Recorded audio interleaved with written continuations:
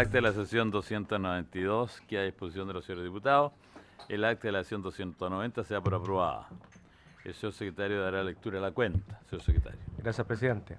Se recibió un proyecto iniciado en moción que modifica la ley 15.231 sobre organización y atribuciones de los juzgados de policía local para incluir a los secretarios abogados titulares en la conformación de ternas para la designación de jueces en esos tribunales.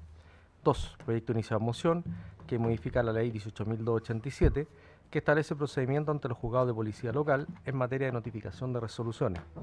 3. Proyecto iniciado en moción que modifica la Carta Fundamental para hacer procedente la acusación constitucional en contra del fiscal nacional y de los fiscales regionales del Ministerio Público.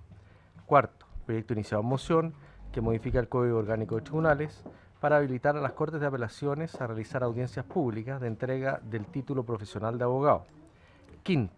Proyecto iniciado en moción que modifica la ley 19.925 sobre expendio y consumo de bebidas alcohólicas en materia de sanciones aplicables por consumo de alcohol en lugares públicos. 6. Comunicación de la Asociación de Funcionarios de Empleados del Poder Judicial, mediante la cual solicitan participar de la discusión del proyecto que otorga incentivo por retiro voluntario a los funcionarios del Poder Judicial, boletín 11.467. Asimismo, remiten observaciones respecto del mismo. Y finalmente, una comunicación de la bancada de Renovación Nacional, en virtud de la cual informan que el diputado señor Cristian Monker será reemplazado en esta sesión por el diputado señor Leopoldo Pérez. Eso es todo, presidente. Muy bien, señor secretario. Ofrezco la palabra sobre la cuenta. ¿Diputado? No, muy bien. Sobre varios. ¿Sí? ¿Varios?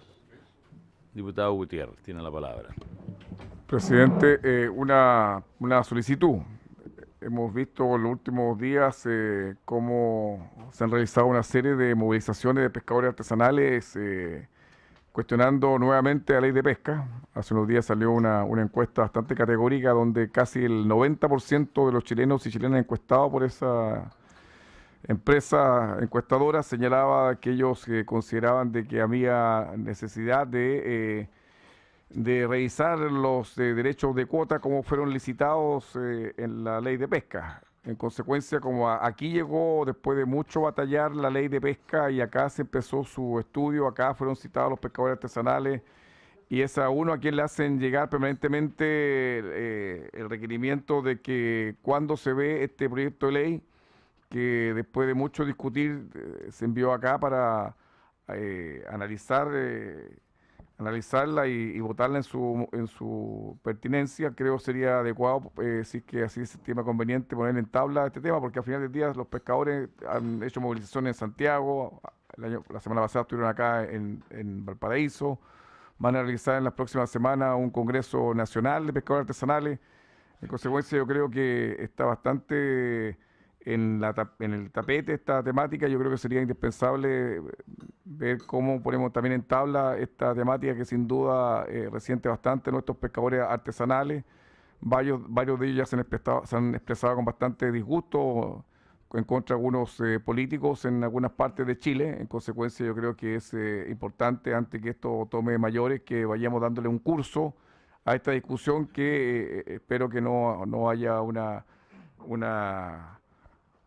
fórmula para no discutir un tema que es tan relevante para nuestro país, como lo expresa esa encuesta. Un casi 90% de los chilenos y chilenas encuestados dieron como argumentación de que era necesario un nuevo fraccionamiento de las cuotas de pesca, señor presidente. Gracias, para ver si se toma en consideración esta petición, señor presidente. Muchas gracias, diputado Gutiérrez. Bueno, la verdad las cosas es que en el fondo yo comparto su inquietud y desde ese punto de vista creo que sería bueno que pudiéramos volver a analizar ese proyecto de ley, pero en este momento soy un presidente totalmente accidental, entonces no me parece apropiado de poder tomar esa decisión, estando totalmente de acuerdo con ello, a no ser que algún otro señor diputado me quisiera dar una opinión en otro sentido. Pero sí.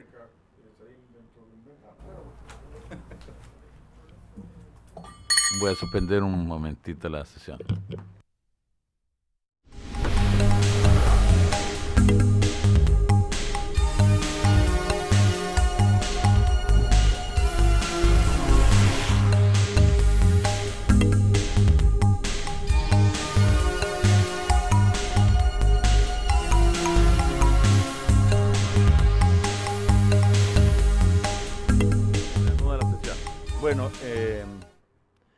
En realidad yo creo, dada la petición que me ha hecho el diputado Gutiérrez, lo voy a poner en tabla, porque por algo estoy presidiendo, y vamos a citar al ministro de Economía, porque en el fondo tengo claro de que a raíz de esto, el anterior ministro de Economía nos pidió una reunión especial, donde estuvo este presidente, en ese momento estuvo el diputado Gutiérrez, estuvo el diputado Soto, en el cual él se comprometió a presentar las modificaciones a la ley de pesca, y bajo esa situación es que nos pidió que detuviéramos el avance de ese proyecto. Con ese compromiso es que nosotros no continuamos en el proyecto de ley, confiados en que nos iba a enviar el nuevo proyecto de ley, cosa que no ha ocurrido. Bajo esas razones yo lo voy a poner en tabla. Así que se pone en tabla y vamos a ver en qué momento, y los invitados, yo creo que sería bueno acordar al ministro de Economía a invitarlo. ¿De acuerdo? Okay. Vamos a oficiar. Subsecretario de Pesca también. Vamos a invitar también al subsecretario de Pesca, acordado. Presidente, no, ¿Sí? Yo creo que la decisión que ha tomado es una decisión de verdad relevante para los pescadores artesanales, que están cuestionando seriamente la existencia de esta legislación y la forma en que se fraccionaron las cuotas. Y creo que es importante que ese tema sea discutido en alguna parte de este Congreso de la República. Yo creo que es una gran noticia para los pescadores artesanales, presidente. Muy gentil. Bueno, yo comparto plenamente lo que usted ha dicho, y por lo tanto por eso es que se ha puesto en tabla. Bien, entonces continuamos con el proyecto de ley que nos corresponde en esta sesión y que tiene que ver con la moción para perfeccionar la regulación contenida en los capítulos 1 a 8 en las materias que indica en cuanto a la Constitución Política del Estado. Nosotros ya aprobamos en general este proyecto la semana pasada, y por lo tanto lo que corresponde ahora es ver, diríamos, la situación de él y entrar a votar en particular, señor secretario. Así que también pueden invitarse algunas personas si alguno de los autores o alguno de los diputados quiere, eso es posible. A ver, señor secretario, le da la palabra. Presidente, la Secretaría había preparado una pequeña minuta, un poco resumen de lo que se ha realizado respecto a la tramitación de este proyecto. Si quieren, le doy una lectura para un poco orientar a los diputados, por favor, al respecto. Este proyecto, que reforma los capítulos 1 a 8 de la Constitución Política, es una moción iniciada por cuya autoría le corresponde a la diputada señora Turres, doña Marisol, y los diputados señores Andrade, Ceroni, Chaín, Cornejo, Espinosa, Fuensalida, Monque, Don Cristian, Soto y Esquella.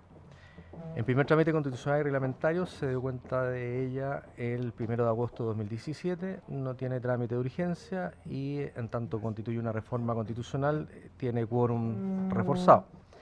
La idea matriz de este proyecto es resolver cuestiones que permitan avanzar en un texto constitucional que interprete los diversos intereses del país. En lo concreto, el proyecto persigue, primero, sobre la materia de nacionalidad, disponer como requisito para acceder o perder la nacionalidad por ley que el beneficiado no haya sido condenado a delito que merezca pena aflictiva, lo que corresponde a los artículos 10 y 11 de la Constitución. En materia de derechos, consagrar la transparencia en el ejercicio de las funciones públicas, artículo 8, el derecho a acceder a la información pública, artículo 19, número 12, eliminar la pena de muerte del sistema jurídico chileno, artículo 19, número 1, consagrar el derecho a un debido proceso en diversas manifestaciones, tanto en procedimientos jurisdiccionales como administrativos, corresponde al 19, número 3, y disponer que la regulación del derecho de reunión en lugares de uso público es materia de ley y no de reglamento, artículo 19, número 13. En materias orgánicas procesales, se establece la eliminación de la consagración constitucional de los fiscales judiciales, artículos 32, número 12, 53, número 9 y 78, volviéndolos ministros de Corte de Apelaciones, en tanto cumplan dichos requisitos. Impedir a los fiscales regionales ser designados como tales una vez vencido su periodo en ninguna fiscalía y trasladar la competencia para declarar el error judicial desde la Corte Suprema al Tribunal Constitucional. Sobre estatuto parlamentario, modificar el sistema de reemplazo de los congresistas que dejan de serlo durante el respectivo periodo legislativo, disponiendo para algunos casos las elecciones complementarias, disponer que no pueden ser candidatos al Congreso Nacional quienes hayan cometido determinados delitos como funcionarios públicos y que el fuero parlamentario no se pierde tratándose de delitos de injuria y calumnia. Sobre la fiscalización parlamentaria, se disponen reglas especiales de citación a comisiones especiales investigadoras hacia los gobernadores regionales y los exfuncionarios públicos, hacer acusable constitucionalmente al gobernador regional y modificar la sanción accesoria y el plazo de la misma en caso de destitución por acusación constitucional. Sobre el proceso de formación de la ley, eliminar la exclusividad de ser la Cámara de origen en la discusión de ciertos proyectos de ley, que la Presidencia de la República disponga la urgencia, pero el Congreso Nacional la califique, y ampliar el plazo para ingresar observaciones presidenciales a los proyectos cuando se haya requerido al Tribunal Constitucional durante el plazo de sanción. Finalmente se adecúa la nomenclatura procesal penal, como por ejemplo procesado a imputado, como lo establece el artículo 19, número 7, letra D. En la primera sesión que se trató este proyecto, algunos de sus autores señalaron que la moción recoge diversas propuestas de modificación contenidas en diversos proyectos de ley, la mayoría bastante transversales y otras más discutibles pero perfectibles, de donde se puede construir un mejor acuerdo en el futuro, y que es el fruto de un largo trabajo político y técnico exento de improvisación, en que se dejaron de lado situaciones que no eran objeto de acuerdo para avanzar en mínimos comunes. Han expuesto en la comisión los profesores Manuel Núñez Poblete y Fernando Atria, y en ella se hizo cuestión de los siguientes aspectos. A. Al otorgar la nacionalidad por gracia, impedir al legislador otorgarla a quienes hayan sido condenados por pena aflictiva.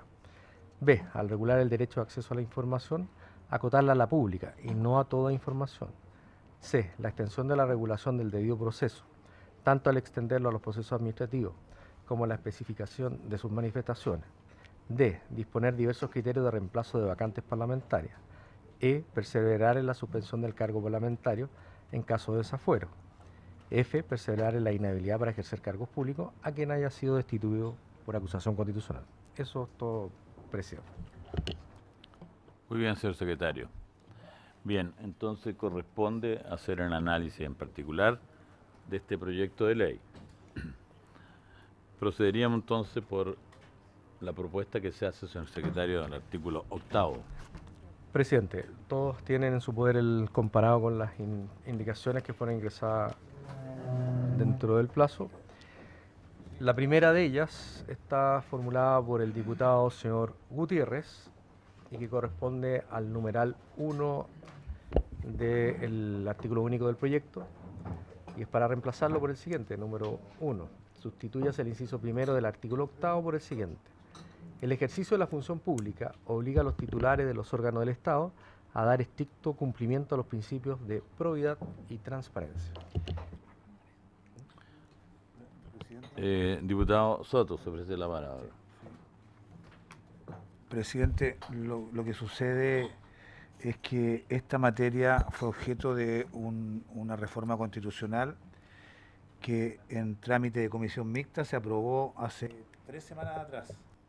El artículo 8º y el artículo 19, número 12, que está relacionado con los principios de transparencia, y hubo acuerdo completo en la comisión mixta que se debe estar votando en el Senado y también en la Cámara. Se debe estar votando. Digo que esta materia fue tocada por un proyecto de reforma constitucional que tuvo una larga tramitación y que en el trámite de comisión mixta se resolvió por unanimidad hace unas 3 semanas atrás. Se modificó el artículo 8º utilizando una redacción distinta. Por ejemplo, aquí habla que en el desempeño de sus funciones los titulares de los órganos del Estado deben observar los principios de probidad y transparencia. Se utilizó el concepto de los que cumplan una función pública, extendiéndola a órganos más allá de la definición de órganos del Estado según la ley de bases. Entiendo que don Cristian Ortiz tiene el texto final, y si vamos a hacer esta modificación deberíamos hacerla tomando en consideración que el acuerdo de la comisión mixta en esta parte fue con este texto. Artículo 8º, inciso primero, en el desempeño de las funciones públicas, sus titulares deben observar los principios de probidad y transparencia en todas sus actuaciones. Se utilizó la expresión titulares de funciones públicas, que es más amplio que órganos del Estado, que tiene una definición de la ley de base que puede reducir a órganos estatales o paraestatales, pero dejando afuera, por ejemplo, a muchos privados que ejercen una función pública. ¿Cuáles dirán ustedes? Por ejemplo, las empresas que se adjudican autopistas mediante concesiones. Ellos cumplen una función pública por mandato del Estado, son empresas particulares y deberían estar sujetos a este principio de probidad y transparencia. La AFP, las ISAPRES, las cárceles concesionadas, los hospitales concesionados. Si uno utilizara la expresión que se contiene en el artículo contemplado en la moción, la expresión titulares del órgano del Estado dejaría fuera todo ello. Y en esto hubo consenso tanto en los integrantes de la Comisión Mixta de la Cámara como del Senado, que me parece que recoge de mejor manera y con más amplitud el principio de probidad y transparencia. Yo no sé si simplemente eliminamos esto o podríamos actuar en el mismo sentido para no entrar en contradicciones respecto a un proceso legislativo que ya está completamente afinado. El diputado Coloma participó en esa comisión mixta y también podrá ilustrarnos. Gracias, presidente.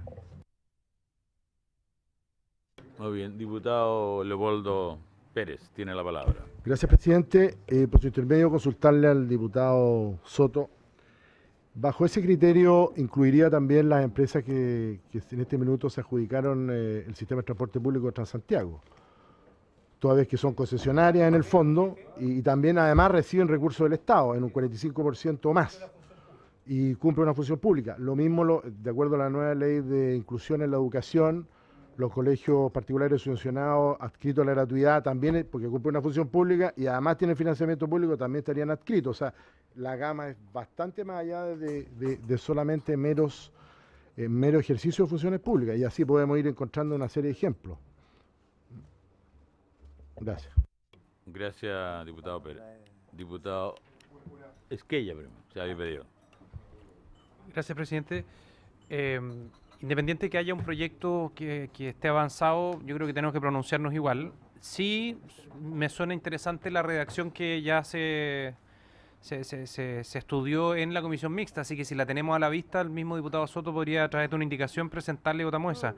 Porque lo que tenemos a la vista acá es una indicación que era del diputado Gutiérrez, que mantiene la línea, bueno, el espíritu, por supuesto, del proyecto y lo que establece la Constitución.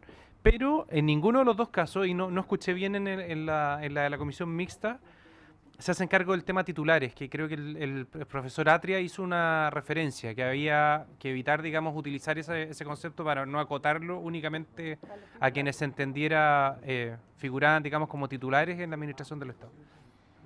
Así que si es que lo podemos leer de nuevo cuando ya lo presenten, sería ideal. ¿Lo están imprimiendo? Diputado Waldo Andrade tiene la palabra.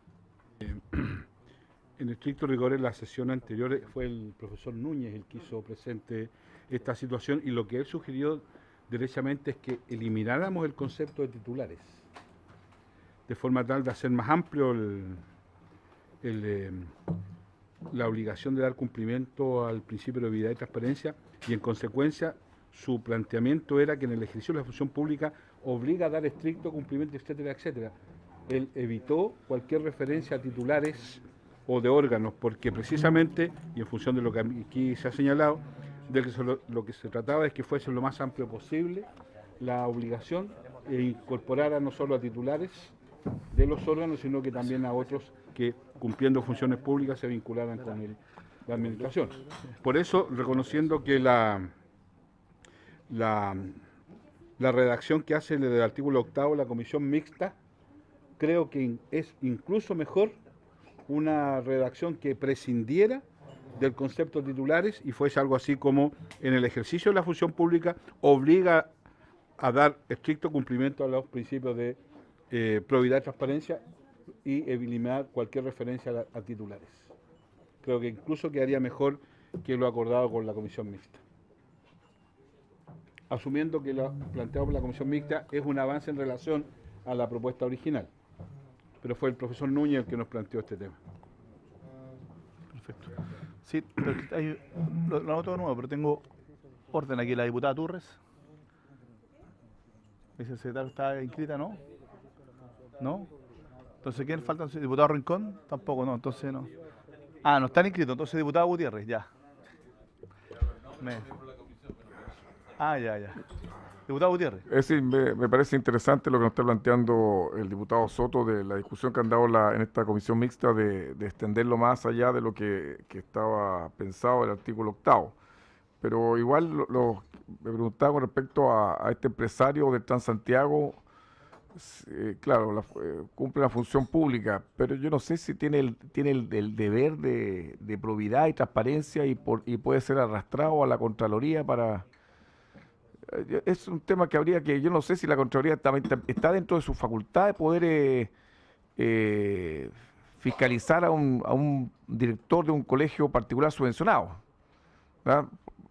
Por ejemplo, ¿no? Por eso me gustaría saber bien cuál fue la discusión que dieron en la comisión mixta para extenderlo más allá de lo que en principio podría parecer no razonable, pero si dicen que efectivamente habría que, si le están esclareciendo el deber, también me imagino que eso también tiene que ser objeto de fiscalización por parte de la Contraloría, algún ente, porque si van a tener el deber de probidad y transparencia, o el deber de transparencia no lo tienen. Y el de probidad, yo creo que ahí el concepto de función pública, yo no sé, por eso quiero saber un poquito más cómo lo están viendo, ya que ustedes estuvieron ahí, para que nos expliquen un poco más, para poder entender cómo le pongo responsabilidad, el deber de probidad y transparencia a un director de un colegio, particular subvencionado, digo yo. Gracias.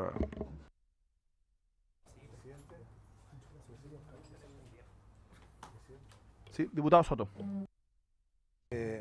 Bueno, en esto yo voy a reproducir el debate que hubo en la comisión mixta en torno a esta materia. Se estableció que en el artículo 8º, inciso primero, se consagraba la obligación o deber de cumplir con el principio de transparencia. Recordemos que el principio de probidad ya estaba incluido. Y la contrapartida de esta obligación o deber, es decir, el derecho de toda persona a requerir y recibir información pública, se estableció en el artículo 19, número 12. Son dos dimensiones del mismo derecho, o del mismo principio en realidad.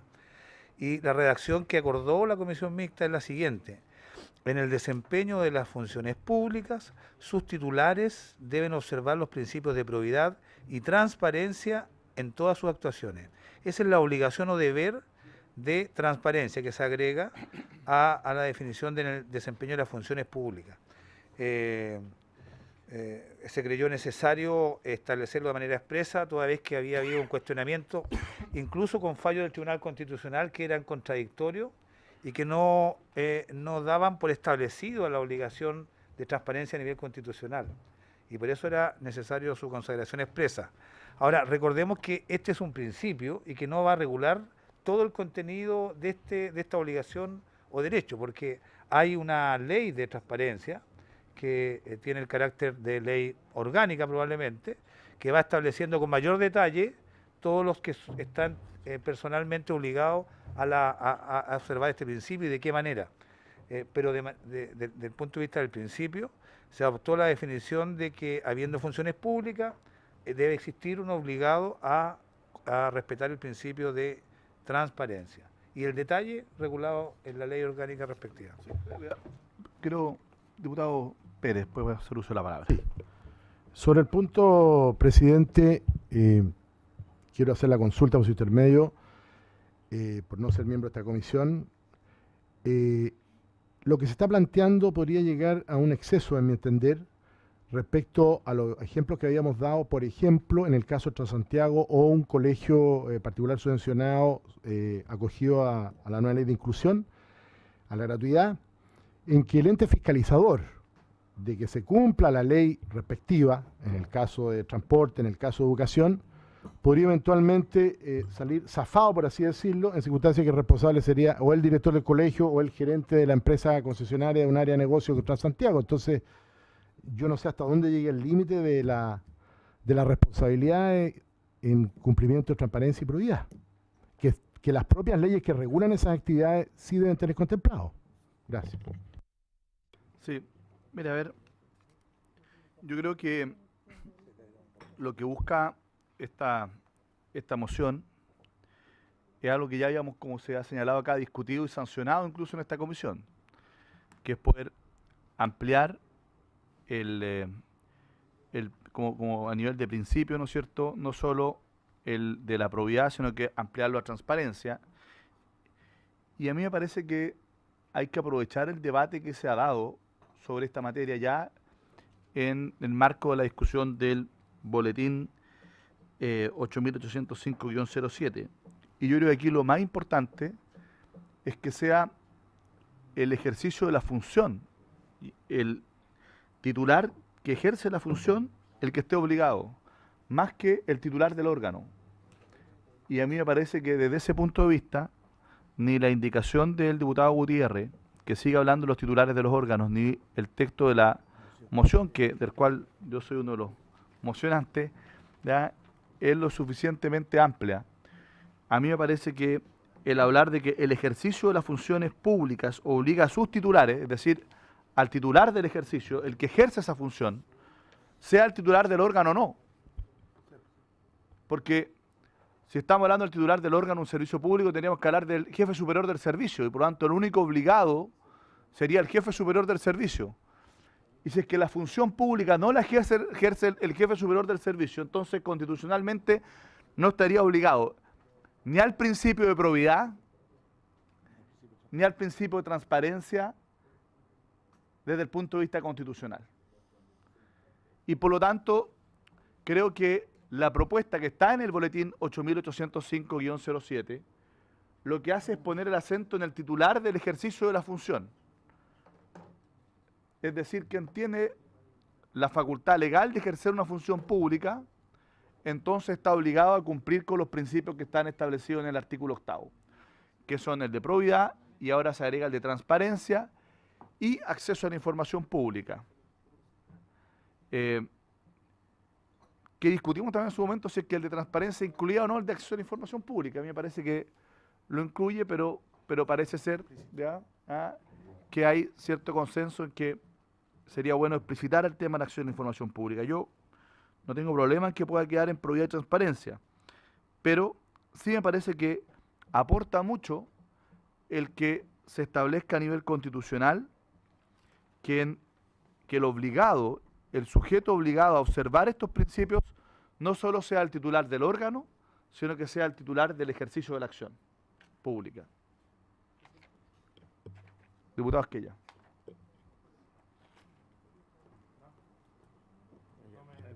Sí. No sé. Sí. Ahí sí.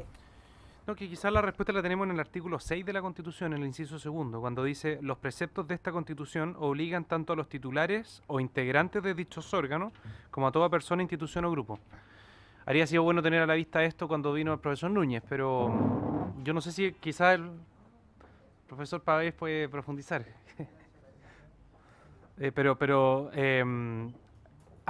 Ahora cobra sentido el que la actual redacción del artículo 8, si bien no está contemplada la transparencia, sí está la probidad, hable de los titulares y nadie cuestionaría, digamos, de que no se aplique, digamos, el principio de probidad a quien está ejerciendo un cargo de manera subrogante, por ejemplo, digamos. Es evidente que se está refiriendo a todos los funcionarios de los órganos. Entonces, quizás no conviene enredarse tanto con la lógica de titulares o no, si es que la respuesta ya está en la misma Constitución. Diputado Gutiérrez. Una observación reiterando lo que habíamos dicho antes con respecto a la labor fiscalizadora de la Contraloría que recae sobre los actos de la administración. Entonces, si ampliamos lo sacamos de la palabra titular de los órganos, claro, vamos a estar igual quedan fuera los demás, pues, si la Contraloría solo se aboca a fiscalizar actos de la administración del Estado. Entonces, lo que me preocupa un poco lo que la Comisión Mixta está discutiendo con respecto a cómo amplía el concepto de probidad y transparencia, más allá de lo que le compete fiscalizar a la Contraloría, que son los actos de la administración del Estado. Que todavía no logro unir bien lo que están discutiendo en la comisión mixta. Sí, diputado Soto. Sí. Solo para agregar un poco a este debate, recordar que en la comisión mixta se debatieron dos posturas, la del Senado y la de la Cámara, y en esta materia se adoptó el texto que yo leí, que fue el texto que aprobó esta Comisión de Constitución. La propuesta final, el Senado, por así decirlo, aceptó el criterio que nosotros resolvimos en esta comisión, presidente, estableciendo la definición del obligado a dar estricto cumplimiento al principio de transparencia como aquellos que ejerzan la función pública, en el desempeño de sus funciones, en el desempeño de las funciones públicas. Y la referencia a los titulares tiene que ver con que se establece un deber y una obligación, y tiene que haber alguien que sea responsable de ese deber y obligación. No puede haber una obligación genérica, y creo que, como bien dicen acá, hay una referencia a otra norma constitucional que explicita a quién se le aplica estas responsabilidades. Por consiguiente, destaco que este es el criterio que tuvo esta misma comisión hace un año atrás. Sí, diputado Andrade.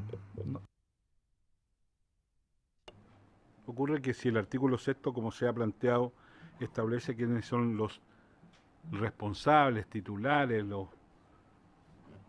las personas que tienen que, por obligación constitucional, cumplir con estos principios de probidad y transparencia, no, es que lo que yo escuché de la lectura del artículo 6º, si eso es así, la verdad que el artículo 8º debiera simplemente limitarse a establecer el principio que el ejercicio de la función pública debe cumplir con los principios de probidad y transparencia, y no debiera haber ninguna referencia a titulares entonces. Pues. Eso es lo coherente. Ahora, y desde ese punto de vista, sin perjuicio del inmenso aporte que nos hace la comisión mixta, creo que queda mucho mejor planteado la indicación que se ha planteado acá. ¿Cuál indicación?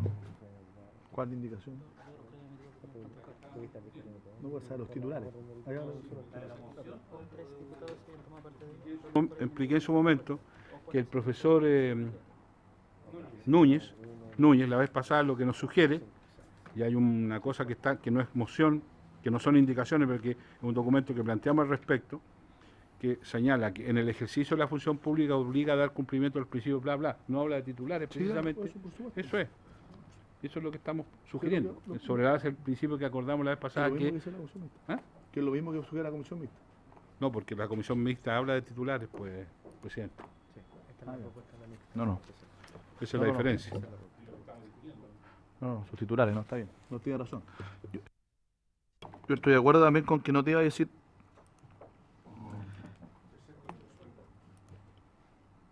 Se obliga a dar cumplimiento. Perfecto. Pero, presidente, perdón, diputado, yo soy el presidente, me hablo a mí mismo. No, mira, yo solo quiero hacer presente que, a mi juicio, la norma del inciso segundo del artículo 6º no está orientado a lo que señala el diputado Esquella, sino que está orientado a los preceptos generales de la Constitución.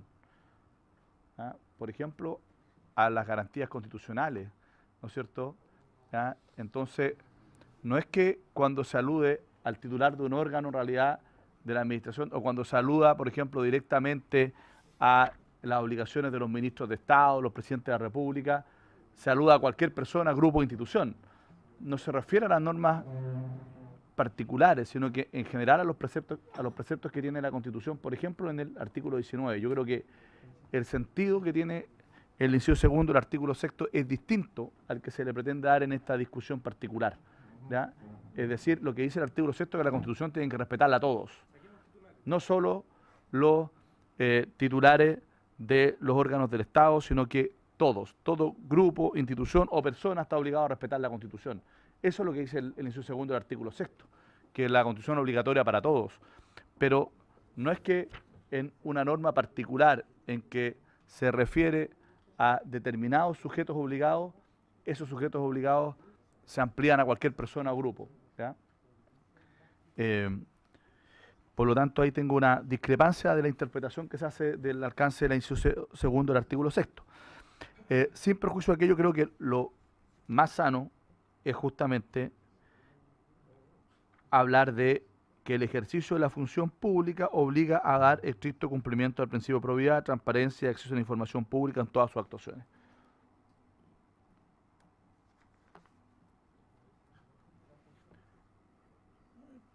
Creo que esa es la norma más amplia, ¿ya? Porque después la discusión va a ser el titular de la actuación. El ejercicio de la función pública obliga a dar estricto cumplimiento al principio de probidad, transparencia y acceso a la información pública en todas sus actuaciones. De las funciones públicas, el ejercicio de las funciones públicas en general. No, de la función pública, porque se ejerce la función pública, pero es que la función pública, estamos hablando de que... Es sustantivo. Así es. No tengo problema. ¿Es igual de amplio? ¿Sí? ¿Sí le parece? Es más amplio incluso.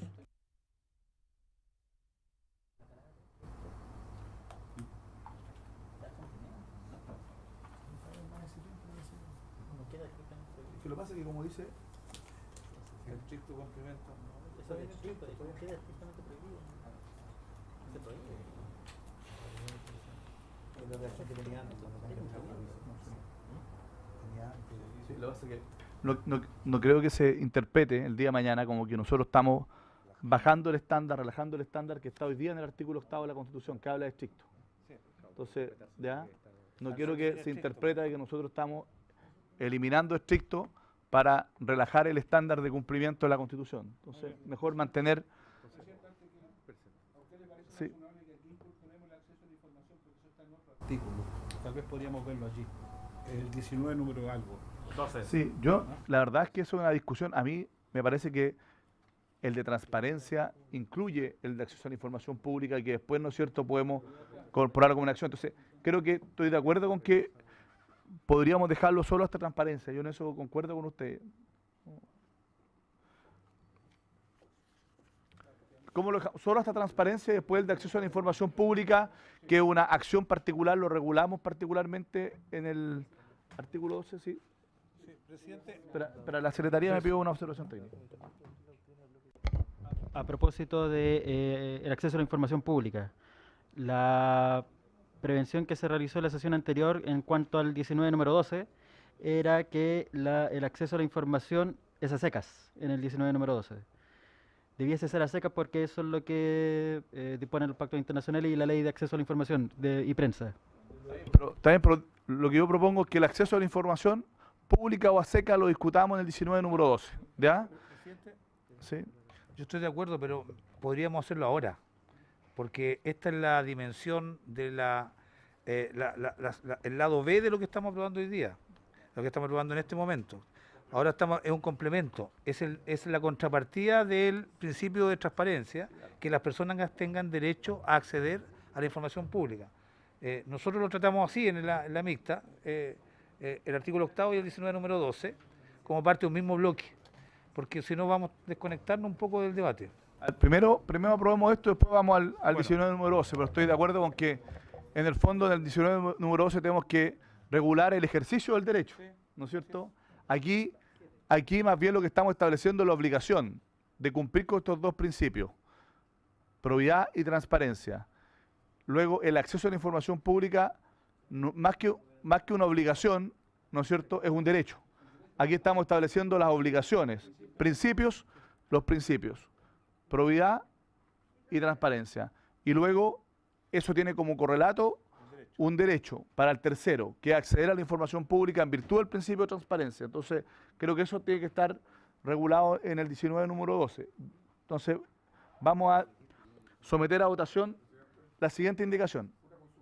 Por supuesto, diputado Gutiérrez. Esto que están discutiendo o votando en la comisión mixta con respecto a este articulado, ¿eso cuándo va a salir? ¿Ya se despachó ya? Entonces ahora eso... Pero ¿cómo? Pues si ya lo arreglamos, esto se discutió, dice que quedó como... ¿Por qué estamos haciendo esto? ¿Podemos rechazar el informe de la lista? ¿Y qué hago esto? No, porque si ya discutieron, ya es que ya discutimos aquí, discutieron allá, discutieron más acá, se juntaron, discutieron de nuevo y todos discutieron y ahora traen para acá, pues. Parece poco serio, pues. No, que me parece poco serio, que respetar la ritualidad que ya, como que el compañero Soto fue a la comisión mixta, votó, alegó, discutió todo esto mismo. No, pues es una falta de respeto, a mí yo no estoy de acuerdo con eso. Gracias. Ya. En votación, la siguiente indicación. Sustitutiva. El ejercicio de la función pública obliga a dar estricto cumplimiento del principio de probidad y transparencia en todas sus actuaciones.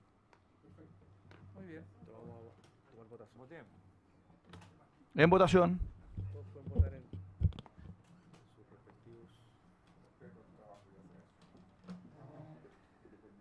¿Han emitido su voto todos los señores diputados? ¿Han emitido todos su voto todos los señores y señora diputada?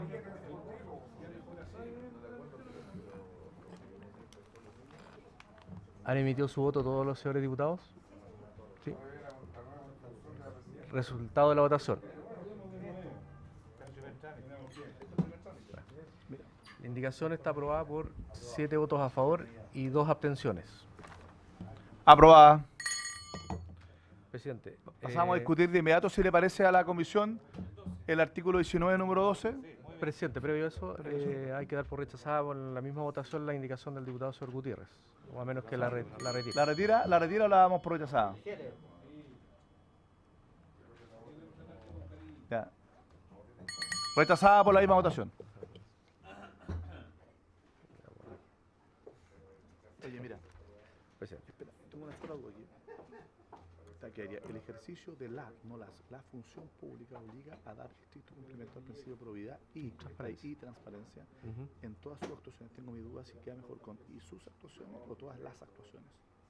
Todas, bueno, sus actuaciones se está refiriendo al ejercicio de la aquí no sale vamos a dice si es en todas las actuaciones o en todas sus actuaciones, porque aquí no tenemos titulares. Porque al eliminar el titular, bueno, ahí no venden pues usted como es las actuaciones. Las actuaciones. Sí, porque ya no tiene titular. No tiene titular, por eso te digo. Sí, las actuaciones. Ahí lo arreglamos formalmente. Sí, por eso que tiene que ser las. Sí, sí. Diputado Coloma. Si puedo agregar mi voto, mi abstención por este tema, porque no altera el resultado de la votación. Si le parece a la comisión, no alterando el resultado de la votación. Está a favor de la mixta.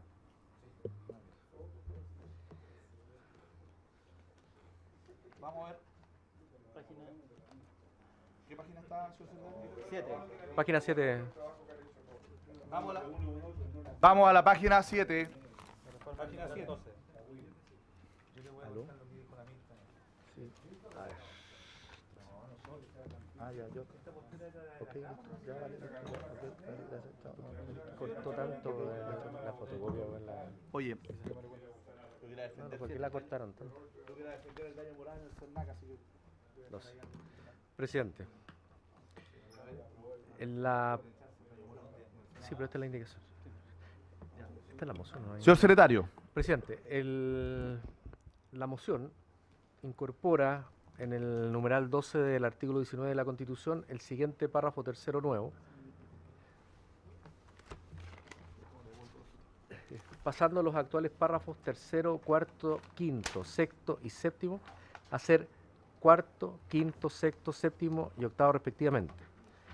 Toda persona tiene derecho a buscar, requerir y recibir información pública sin perjuicio de las excepciones a que se refiere el inciso segundo del artículo octavo.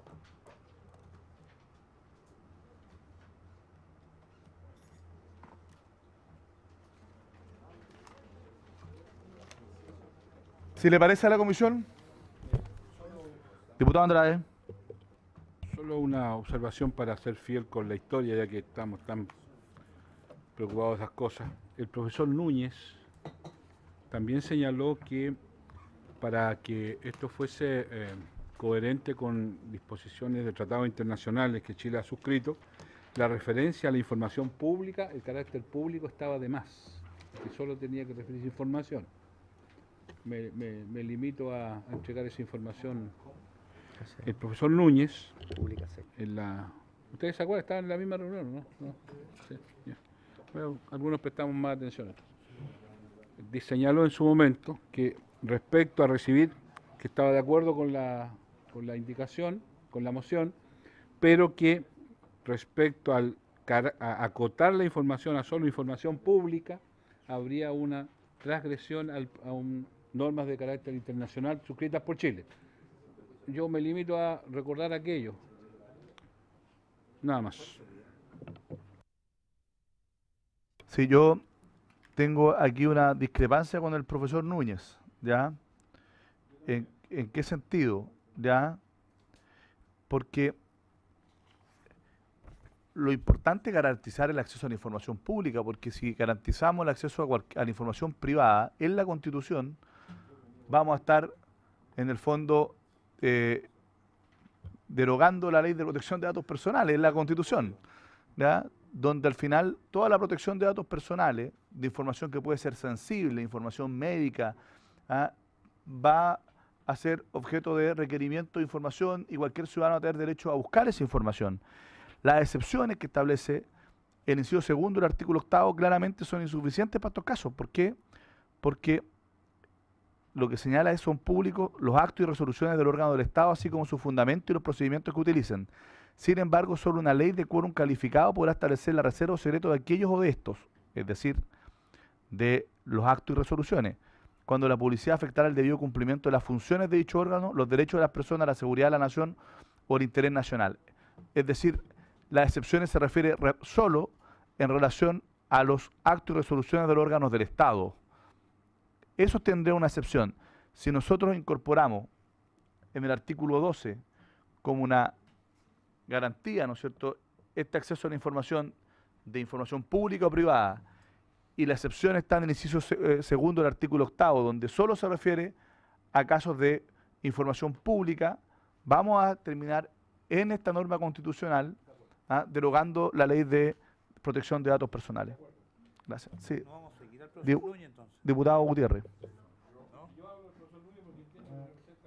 No, lo que yo creo, señor presidente, con mucho respeto, es que lo que está establecido en que toda persona tiene derecho a buscar, requerir, recibir información pública está en relación con el derecho que se establece en el número 12, que es la libertad de emitir opinión y la de informar.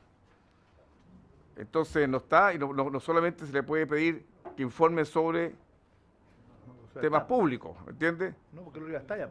No, lo que está diciendo que contra persona, estamos hablando justamente de la libertad de emitir opinión y de informar. Ese es el derecho que estamos, ahí está regulado esta norma que ustedes están, creo yo, no está refiriéndose solo al tema público. Yo creo que usted está acotando porque el tema es el derecho a la libertad de emitir opinión y la de informar. Y usted le está diciendo que solamente busque información pública y que en el caso no podría buscarse información de una sociedad anónima que quiera informar el periodista. Entonces usted le está diciendo, no, solamente usted puede acotar, puede investigar, averiguar solo sobre información pública.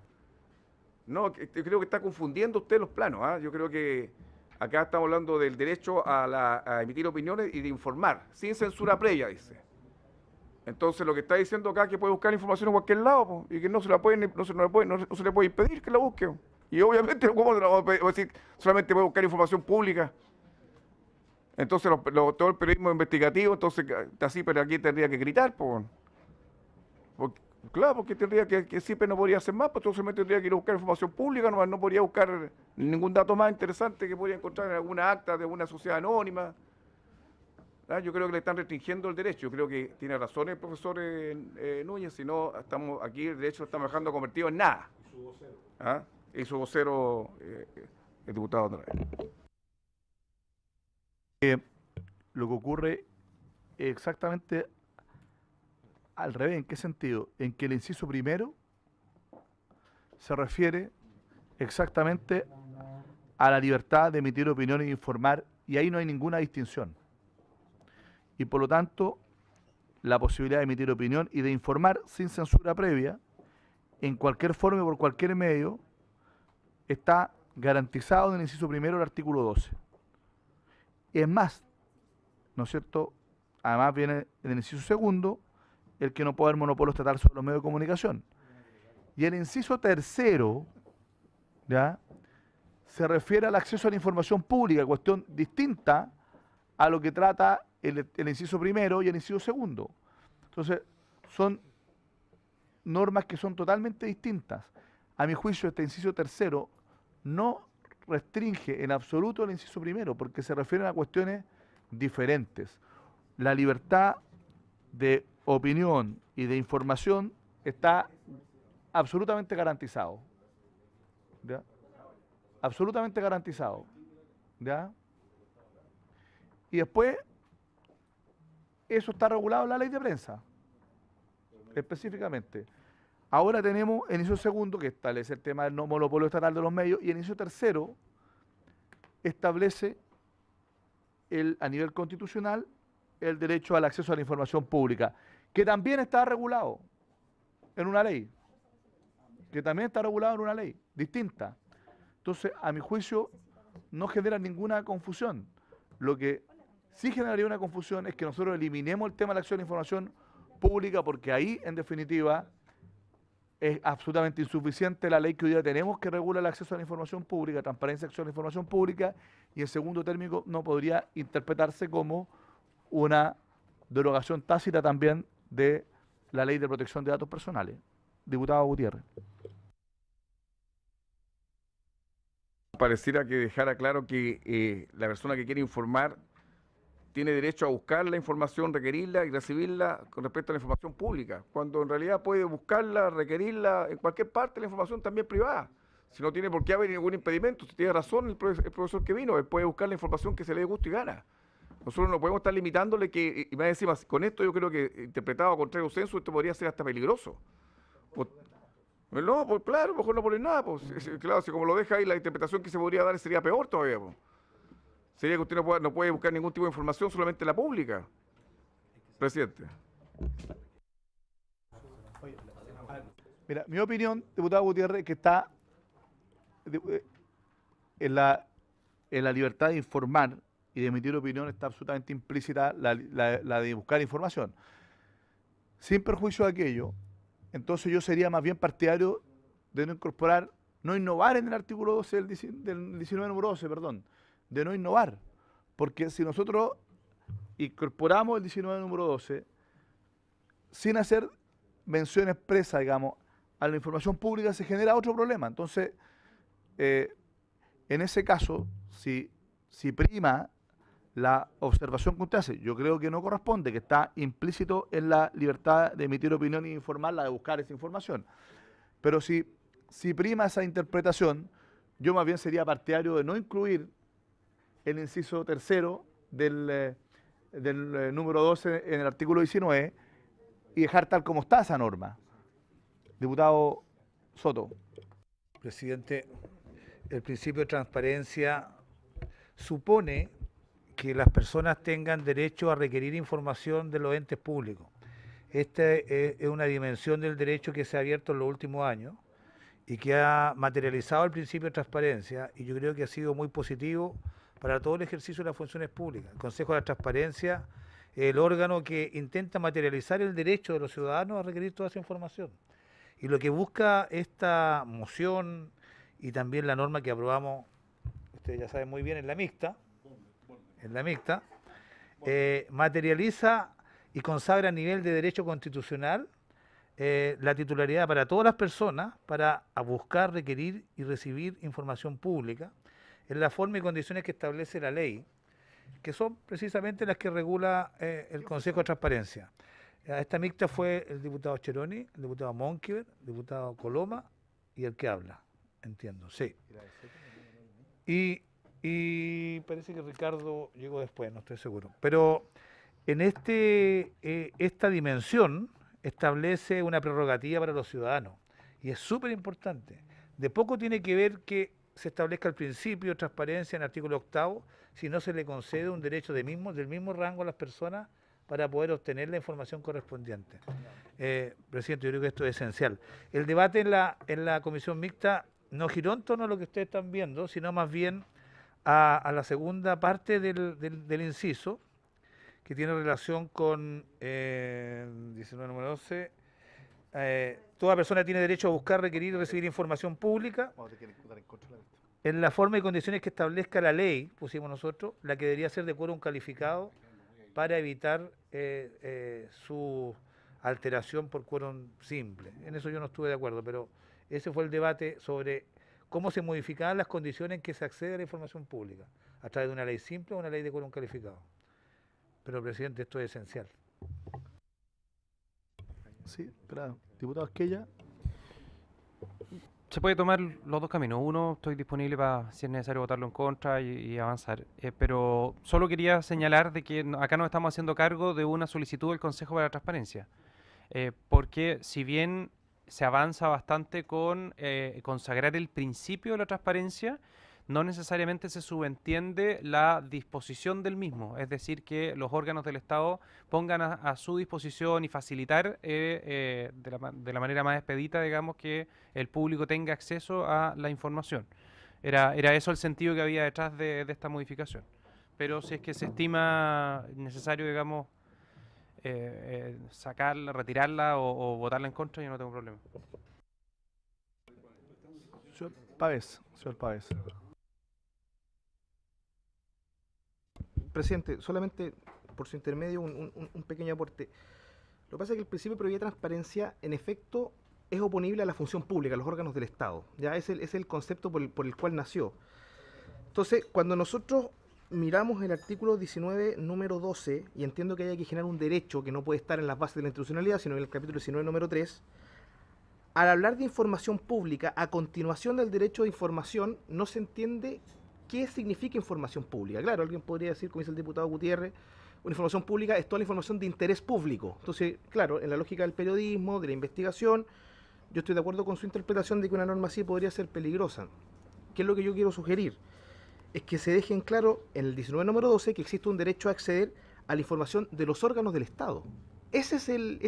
Y no a información pública, sino que se entienda que este es un derecho que se aplica respecto a la información que obra los poderes del Estado. Esa es la lógica del principio de la transparencia y del acceso a la información pública, es que existe un derecho no para acceder a una información pública en genérico, sino que a los órganos del Estado. Entonces, yo sí lo mantendría en el 19 número 12, pero le cambiaría información pública por una frase del tipo recibir información que obre en poder de los órganos del Estado o en el contexto de la función pública, para precisar que este derecho se refiere al complemento del octavo y no a un derecho genérico al acceso a la información que puede tener el efecto que usted señala, que es que al final no haya espacio para una privacidad, digamos. yo entiendo que también la discusión que se dio, más que si es que esto lo que hacía era restringir la norma del inciso primero del número 12, es que efectivamente, tal como está, podría quedar corta, porque hay información que puede ser privada, que está bajo el control del Estado, respecto al cual no existiría este derecho para poder acceder a esa información.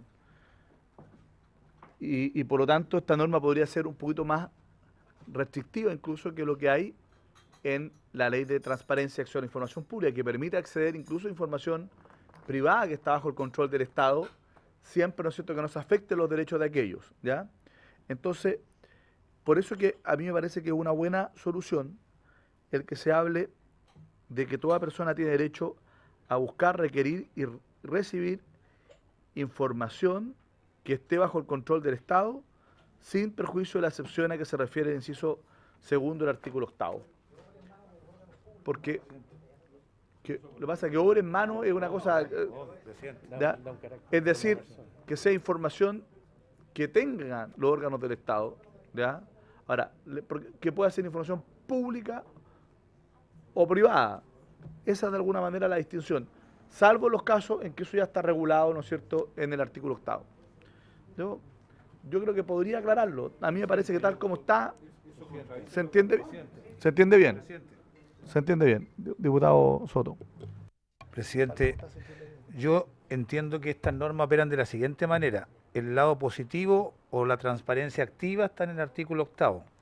En el desempeño de las funciones públicas deben observar los titulares los principios de probidad y transparencia en todas sus actuaciones. Esa es la transparencia activa. Y pues pasiva también. Y esta es la transparencia pasiva, que es el derecho que tienen todas las personas, está en el artículo 19, a buscar, requerir y recibir información. Yo entiendo que puede haber un punto ahí de carácter público en la forma y condiciones o sin perjuicio de las excepciones. Pero nosotros, si adoptáramos el camino que usted nos propone, estaríamos reduciendo lo que ampliamos en el artículo 8.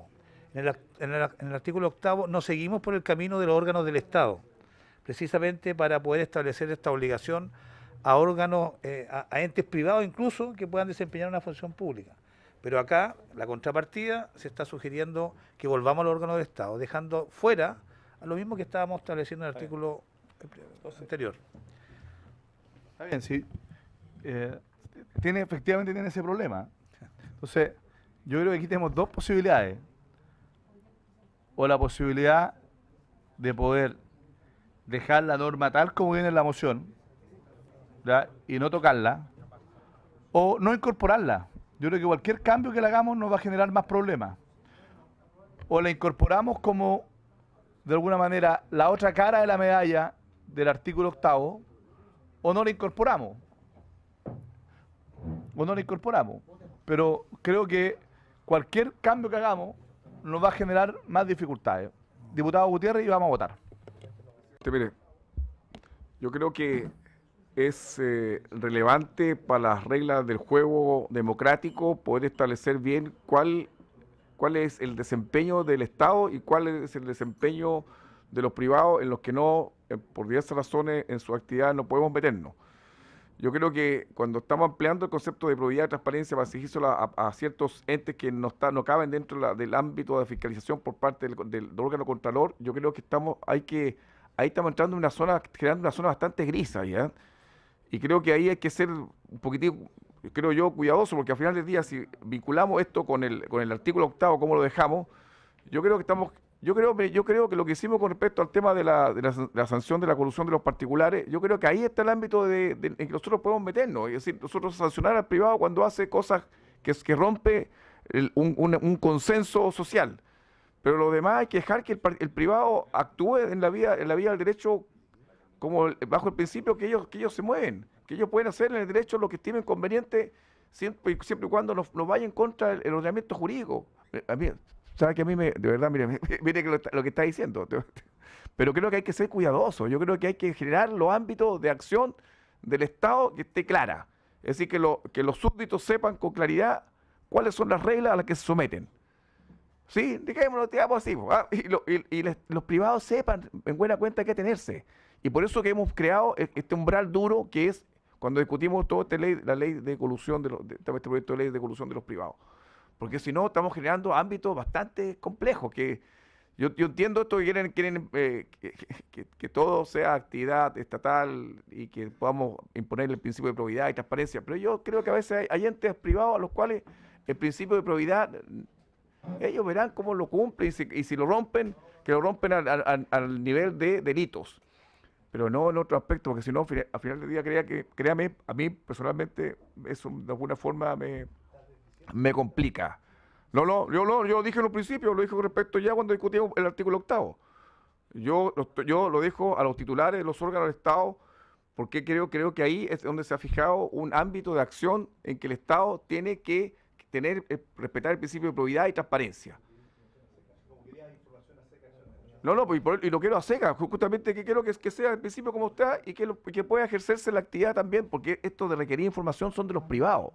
Es decir, es de una persona que puede requerir la información que estime conveniente. Acá estamos hablando del artículo 19. En el artículo 19 están los derechos y deberes de todos, los derechos. Si cualquiera puede requerir información, no estamos hablando justamente de los órganos de Estado, estamos hablando de cualquier ciudadano que puede pedir información que estime conveniente para su manejo hasta empresarial, si estime conveniente. Pero yo creo que ahí hay que ser, no sé, yo sería un poquitín más prudente, por eso me interesaba mucho lo que habían resuelto ya en la comisión mixta que tanto expresa nuestro diputado Andrade, pero creo que pudo haber hecho un buen trabajo y que era digno de haber sido considerado. Diputado Andrade, muy breve y votemos. Presidente, me hizo un aporte aquí la derecha a mi izquierda, que es la Convención Americana, que dice: toda persona tiene derecho a la libertad de pensamiento y de expresión. Esto está suscrito por Chile, naturalmente. Este derecho comprende la libertad de buscar, recibir y difundir informaciones e ideas de toda índole, sin consideración de fronteras, sea oralmente, por escrito o en forma impresa o artística, bueno, etcétera. No distingue la naturaleza de la información.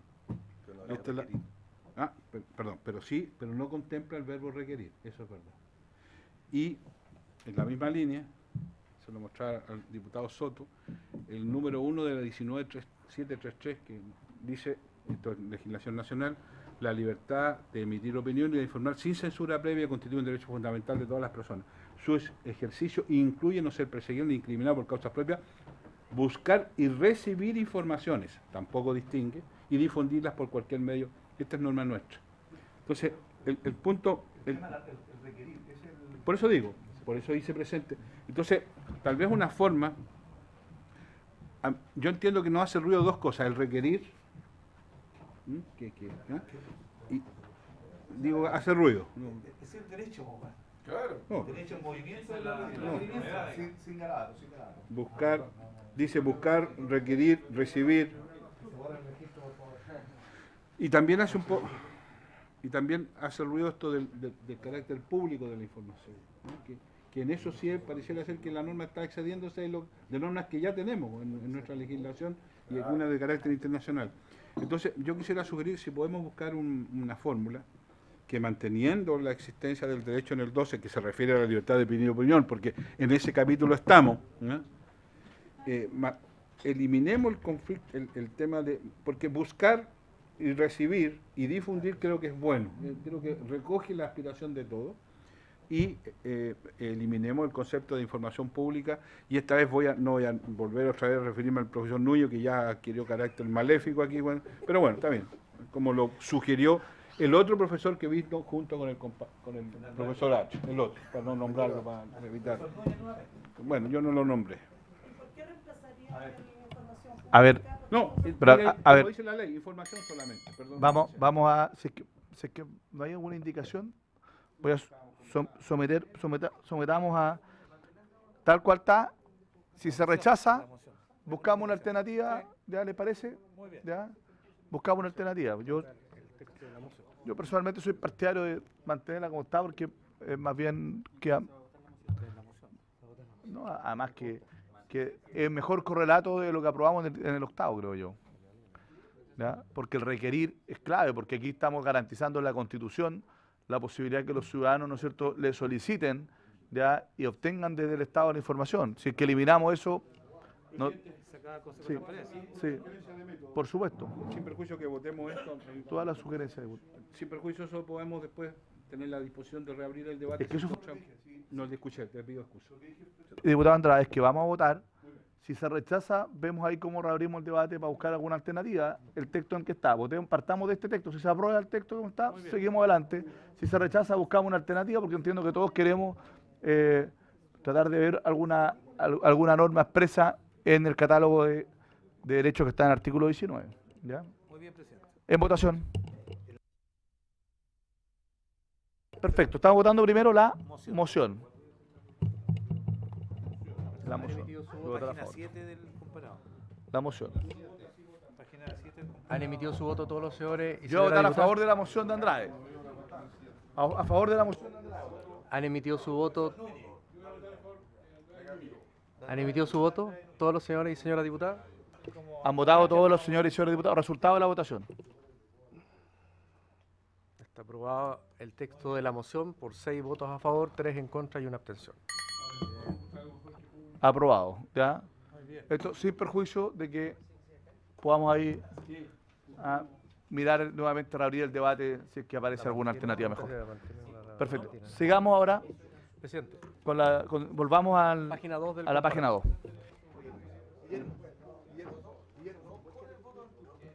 Presidente.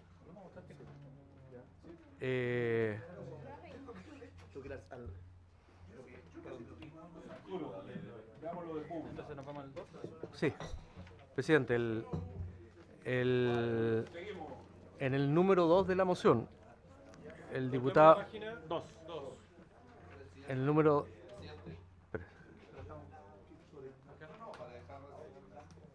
Sí.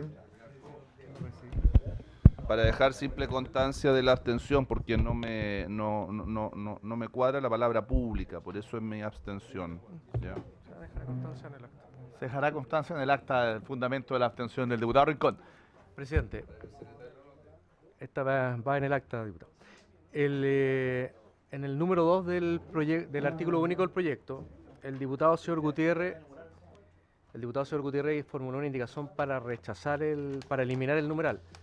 Hago presente que el numeral 2 que propone la moción propone un numeral 2 que dice lo siguiente: sustitúyese el numeral 4 del artículo 10 por el siguiente, numeral 4. Los que obtuvieran especial gracia de nacionalización por ley siempre que no hayan sido previamente condenados por sentencia ejecutoriada por un delito que merezca pena aflictiva.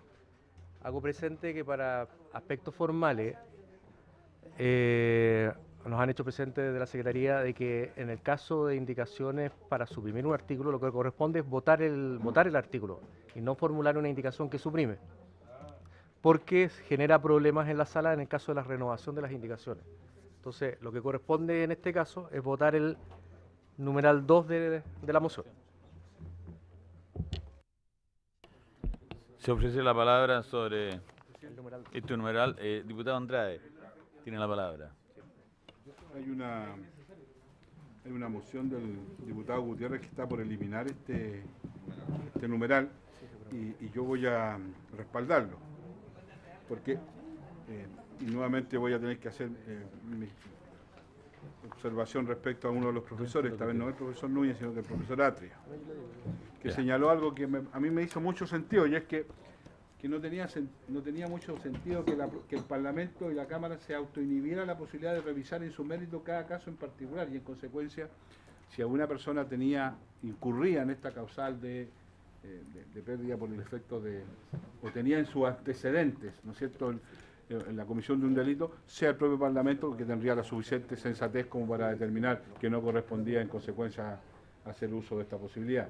Entonces, a mí me hizo sentido en tanto cuanto lo que plantea es que no nos autolimitemos la posibilidad de evaluar en su mérito cada caso en particular. Y eso creo que recoge, no sé si interpreto, a lo mejor los fundamentos del diputado Gutiérrez son filosóficamente más contundentes que los míos. Diputado Gutiérrez, tiene la palabra. Presidente, no, concordar con lo que dice el diputado Andrade, citando a lo que ya en su oportunidad dijo el diputado, esperemos el diputado Atria. Todos esperamos, confiados en el Señor. Sí, así se ve. No, lo que pasa es que lo que dice el señor Atria decía que acá nosotros mismos no estábamos restringiendo facultades que se nos da por la Constitución, porque una persona que haya sido eventualmente condenada con antelación, estamos hablando de una persona que obtiene la gracia de nacionalización por ley, es decir, nosotros tramitamos, entonces nosotros mismos estamos restringiendo un derecho que nos da la Constitución de poder considerar todos los antecedentes de esta persona, porque es una persona que es un extranjero y puede haber sido condenado en su país por algo que nosotros consideramos que no es grave, no sé, o por algún delito político, por ejemplo, en alguna parte, ¿verdad? Imagínense no sé, una cosa exagerada, pero una persona, un señor que haya sido juzgado en la Alemania nazi y dictó una sentencia a un tribunal nazi, llega acá y estuvo refugiado, hizo mérito en nuestro país, le queremos dar la nacionalidad por gracia, pero encontramos que antes fue condenado por un tribunal. Entonces, me parece que, o Venezuela también, por supuesto, claro, como quieran ponerle, ¿verdad? O un tribunal cualquiera en el mundo entero que puede condenar. Y nosotros, pero acá haya prestado un servicio para nuestro país que nosotros lo valoremos y por eso queramos darle nuestra nacionalidad. Digo para que no nos confundamos que acá va a haber una ley, ¿verdad? Porque es por ley, es decir, se ha tramitado una ley. Y en esa ley vamos a encontrarlo con los antecedentes de esta persona y puede que nos encontremos con una sentencia. Ahora, una persona que ha sido condenada afuera, yo puse como ejemplo la Alemania nazi, me pone acá el ejemplo de Venezuela, no sé si habrá un punto de unión en ambas, pero no tengo la impresión que no, pero bueno, si alguien lo estima que es así, pero ¿cómo sabe si viene con una sentencia? Creo que no sería un impedimento para otorgarle la nacionalidad por gracia a través de una ley de la República. Eso, presidente. Gracias, diputado Gutiérrez. La verdad es que, perdón, diputado Rincón. Gracias, presidente. A ver, primero yo suscribo lo que han señalado los colegas que me han precedido, pero además de ello, porque encuentro mala la propuesta. La propuesta no establece un ámbito de tipicidad nacional y extranjero, que sería lo mínimo. Porque usted comprende que una conducta ilícita aquí y no ilícita afuera, o viceversa, ya da para un análisis jurídico a lo menos controversial. Entonces creo que lo único que hace esta norma, que no creo que esté bien redactada por lo que señalo, no establece una tipicidad en Chile y en el extranjero, no la establece, ¿ya? Y eso tiene que ser claro, preciso. Además de ello está lo que plantean los colegas. No hace sino restringir algo que por lo demás está en la esencia del derecho. Las cosas se deshacen de la misma manera como se hacen y el Parlamento tiene historia en ello. Cuento la última, Joseph O'Reilly, quien se le otorgó nacionalidad por gracia, y este Parlamento, por moción parlamentaria, le quitó esa nacionalidad por gracia. Por lo tanto, ¿cuál es el sentido de restringir algo que en los hechos, además, tiene una historia de haber funcionado? No faltará aquel que pretenda achacarle responsabilidad al Parlamento por otorgar nacionalidad respecto de alguien cuyos antecedentes no se conocían, pero a lo imposible nadie está obligado. Nadie, ni menos los legisladores, ¿ya? Y por lo tanto, cuando se otorga la nacionalidad, se otorga sobre los antecedentes que se conocen, no sobre los que se desconocen. Y si a posteriori hay antecedentes no conocidos, ya porque ocurrieron antes o porque derechamente son nuevos antecedentes, evidentemente el Parlamento va a mantener la facultad y por lo tanto yo suscribo plenamente la indicación del colega Gutiérrez en términos de eliminar el numeral y dejar por lo tanto el numeral 4 de la Constitución tal cual como está en el artículo 10. Muy bien, diputado. Sí, la verdad de las cosas que yo creo que es mucho más lógico, tal como se ha expresado acá, dejar tal como está, diríamos, la disposición del número 4 en la Constitución actual. Porque esto como que se contradice con la esencia de lo que se entiende por obtener o otorgar la especial gracia de nacionalidad por ley, que en el fondo, nacionalización por ley, porque en el fondo significa, diríamos, que nosotros no estaríamos examinando bien a qué persona, que supone que es una persona que tiene mérito suficiente, de servicio al país, de destacado, diríamos, en ellos, en distintos ámbitos, en el arte, la cultura. Entonces sería muy contradictorio que se le estemos dando a una persona esa nacionalización por gracia, en circunstancias que no lo hemos analizado suficientemente el por qué se le da. Y se le da porque ha sido una persona que ha prestado servicio al país, que se ha destacado, que sí, por todas sus cualidades. Entonces, desde ese punto de vista, incluso yo creo que hay una reacción equívoca aquí, como se plantea, o como se dijo en la moción. Porque dice en el fondo los que obtuvieron especial gracia de nacionalidad por ley, siempre que no ha sido condenado previamente. O sea, en el fondo hay una contradicción o una mala redacción, pero en definitiva yo creo que debe quedar tal como está en el artículo 10 actual. ¿Alguien me ha pedido la palabra? Diputado Coloma. No, yo creo que el problema es que está mal puesto el artículo, debiese ser en el artículo 11, que es cómo se pierde la nacionalidad. Está bien, pero estamos viendo este. No, la siguiente es muerte, pena de muerte. Ah, sí. No sé cuál es el orden que está parado, pero tenía también la pérdida de la nacionalidad, claro. Ah, ahí está, eso es. ¿Y dónde está? Solo por preguntar. No, la página 3 del comparado. Ya. Se agrega un número 5 al artículo 11. Ah, ahí está. Ahí sí. Okay. Entonces, Claro, no le había que no lo había visto. no solo en Chile. Obvio, pues eso tiene que haber una mínima correspondencia. La de la pérdida, el problema de la equivalencia También. Guardo que se me parezca.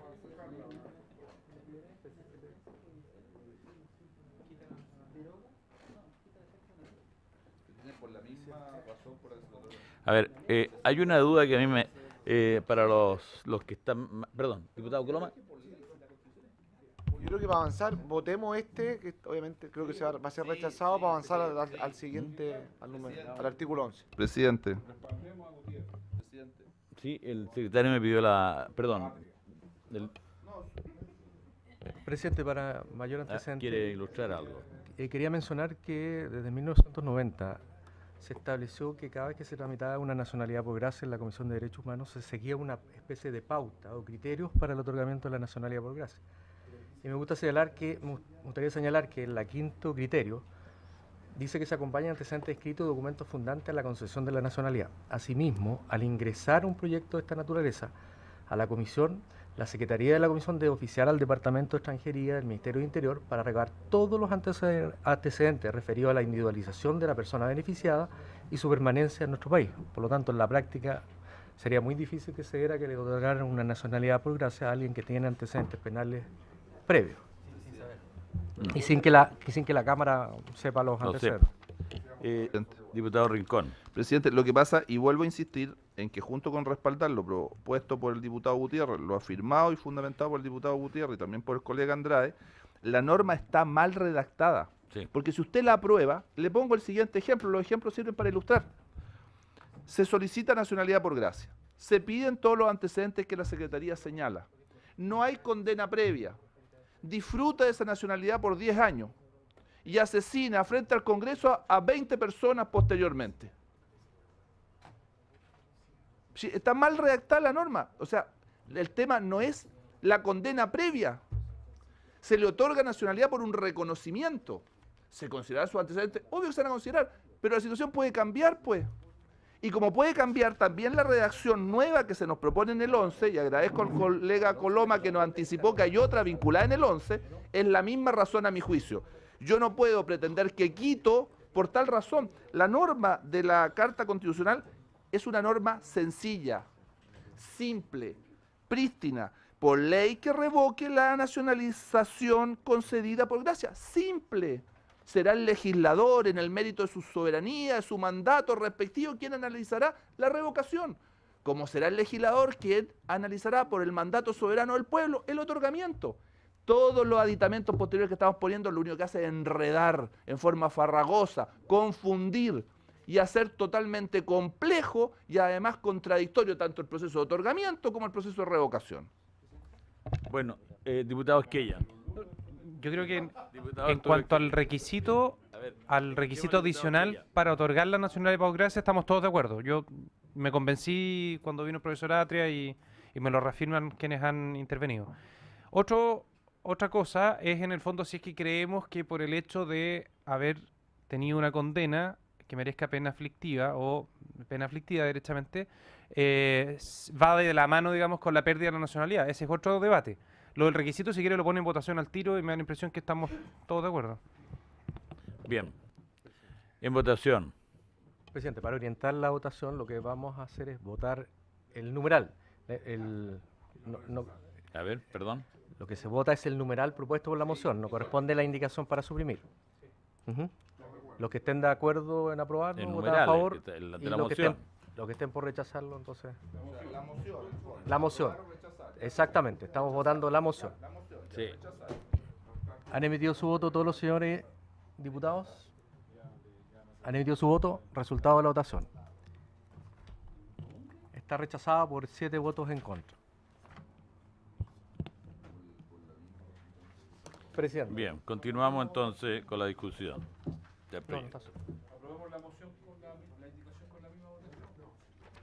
Presidente, corresponde entonces analizar la propuesta de la moción que figura en el número 3, página 3 del comparado, que es para modificar el artículo 11 de la Constitución de la manera que sigue. Letra A. Agrégase el siguiente numeral 5 nuevo. Quinto, por sentencia ejecutoriada que condene a quien haya recibido la nacionalización por gracia por un delito que merezca pena aflictiva. Y B. Sustituyese el inciso final por el siguiente: los que hubieren perdido la nacionalidad chilena por las causales número 1, 2, 3 y 4 solo podrán ser rehabilitados por ley. Se ofrece la palabra.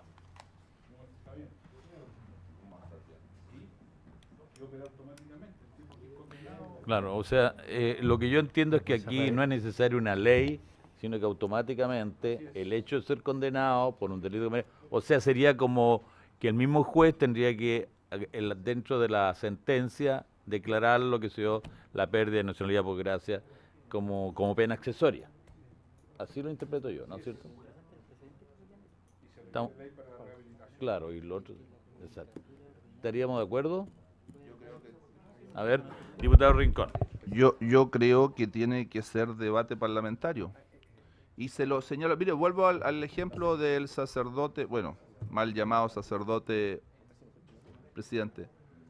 Mal llamado sacerdote O'Reilly. Había sectores que no estaban de acuerdo. El propio Ejecutivo, con todo respeto, no promovió ninguna iniciativa para revocar la nacionalidad otorgada por gracia.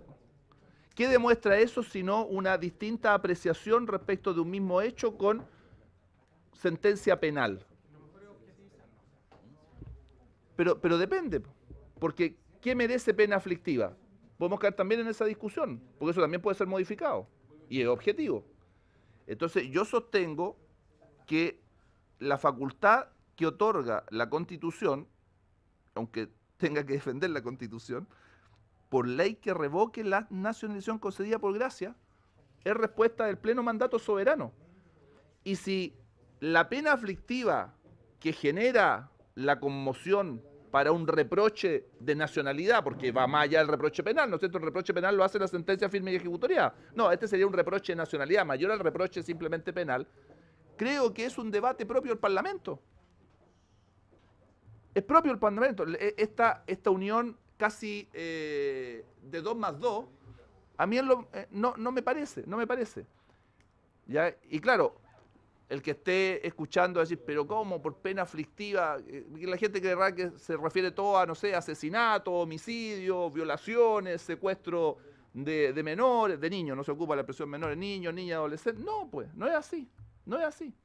Entonces yo insisto, yo creo que el texto propuesto nuevamente nos vuelve a restringir la facultad del Parlamento. Nuevamente va en salida, restringe la facultad del Parlamento. Restringe el debate en el ámbito del depositario de la soberanía popular. Establece el reproche de carácter constitucional y de nacionalidad como idéntico al reproche de carácter penal, y no son símil. El reproche penal no tiene nada que ver con el reproche de carácter constitucional o de nacionalidad.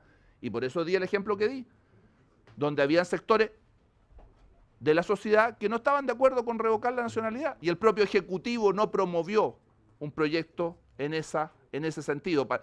Y esto lo digo para no estigmatizar un sector político de la sociedad chilena frente al tema del mal llamado sacerdote Joseph O'Reilly.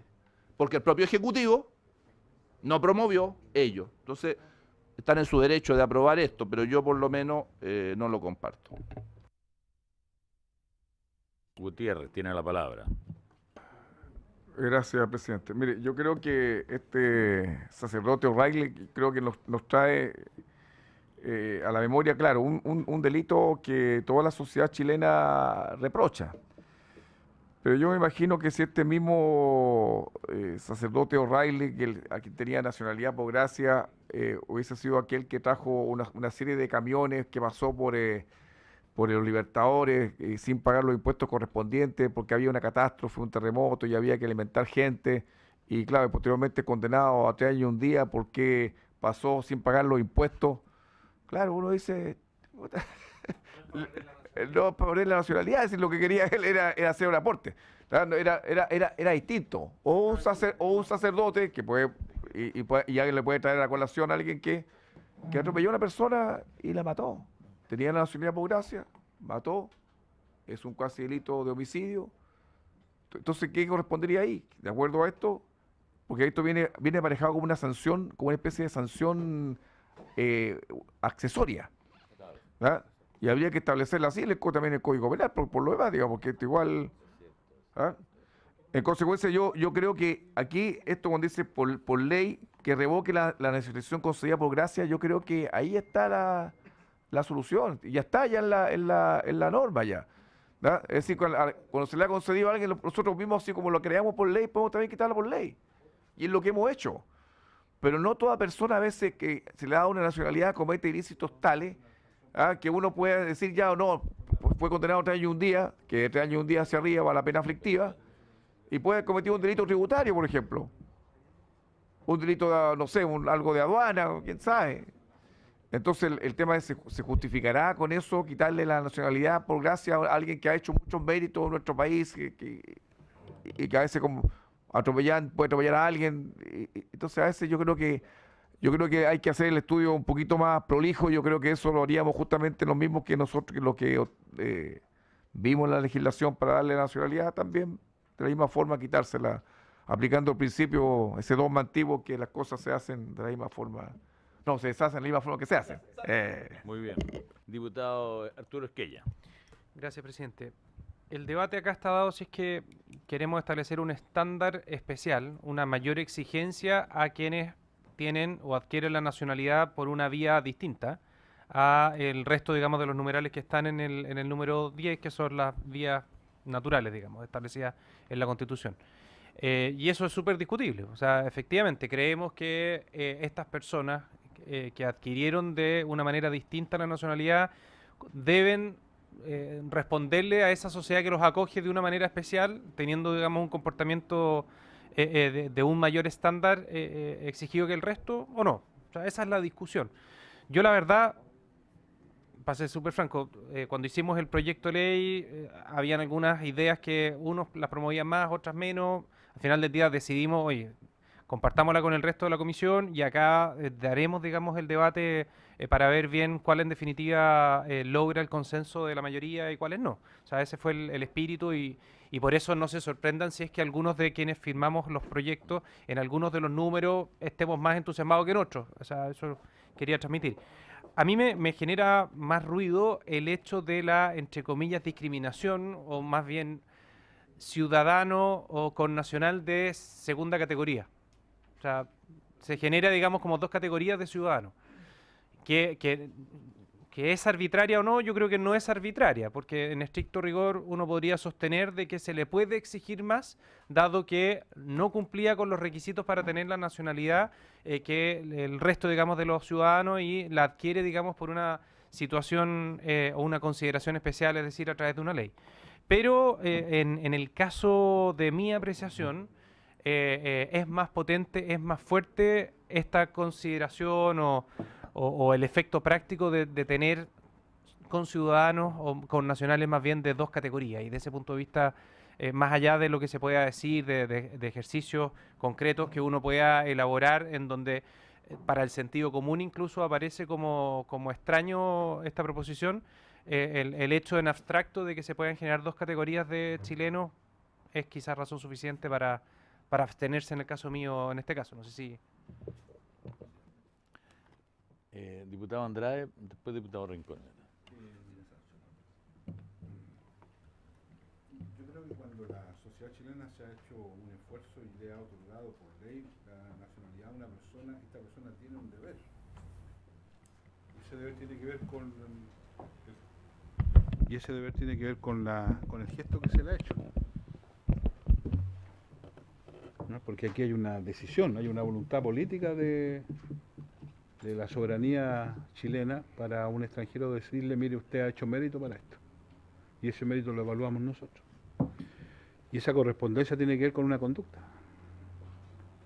Y en consecuencia, quien no merece aquello, por su conducta, uno podría pensar, claro, el mismo que se la concedió se la puede revocar, es una alternativa.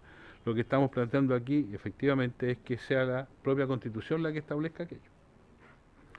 Si la pena aflictiva es insuficiente porque genera, no sé, bueno, pongamos crimen, 5 y 1, y así evitamos este caballero de los camiones, este travieso, no delincuente, este gallo que le gustan las travesuras.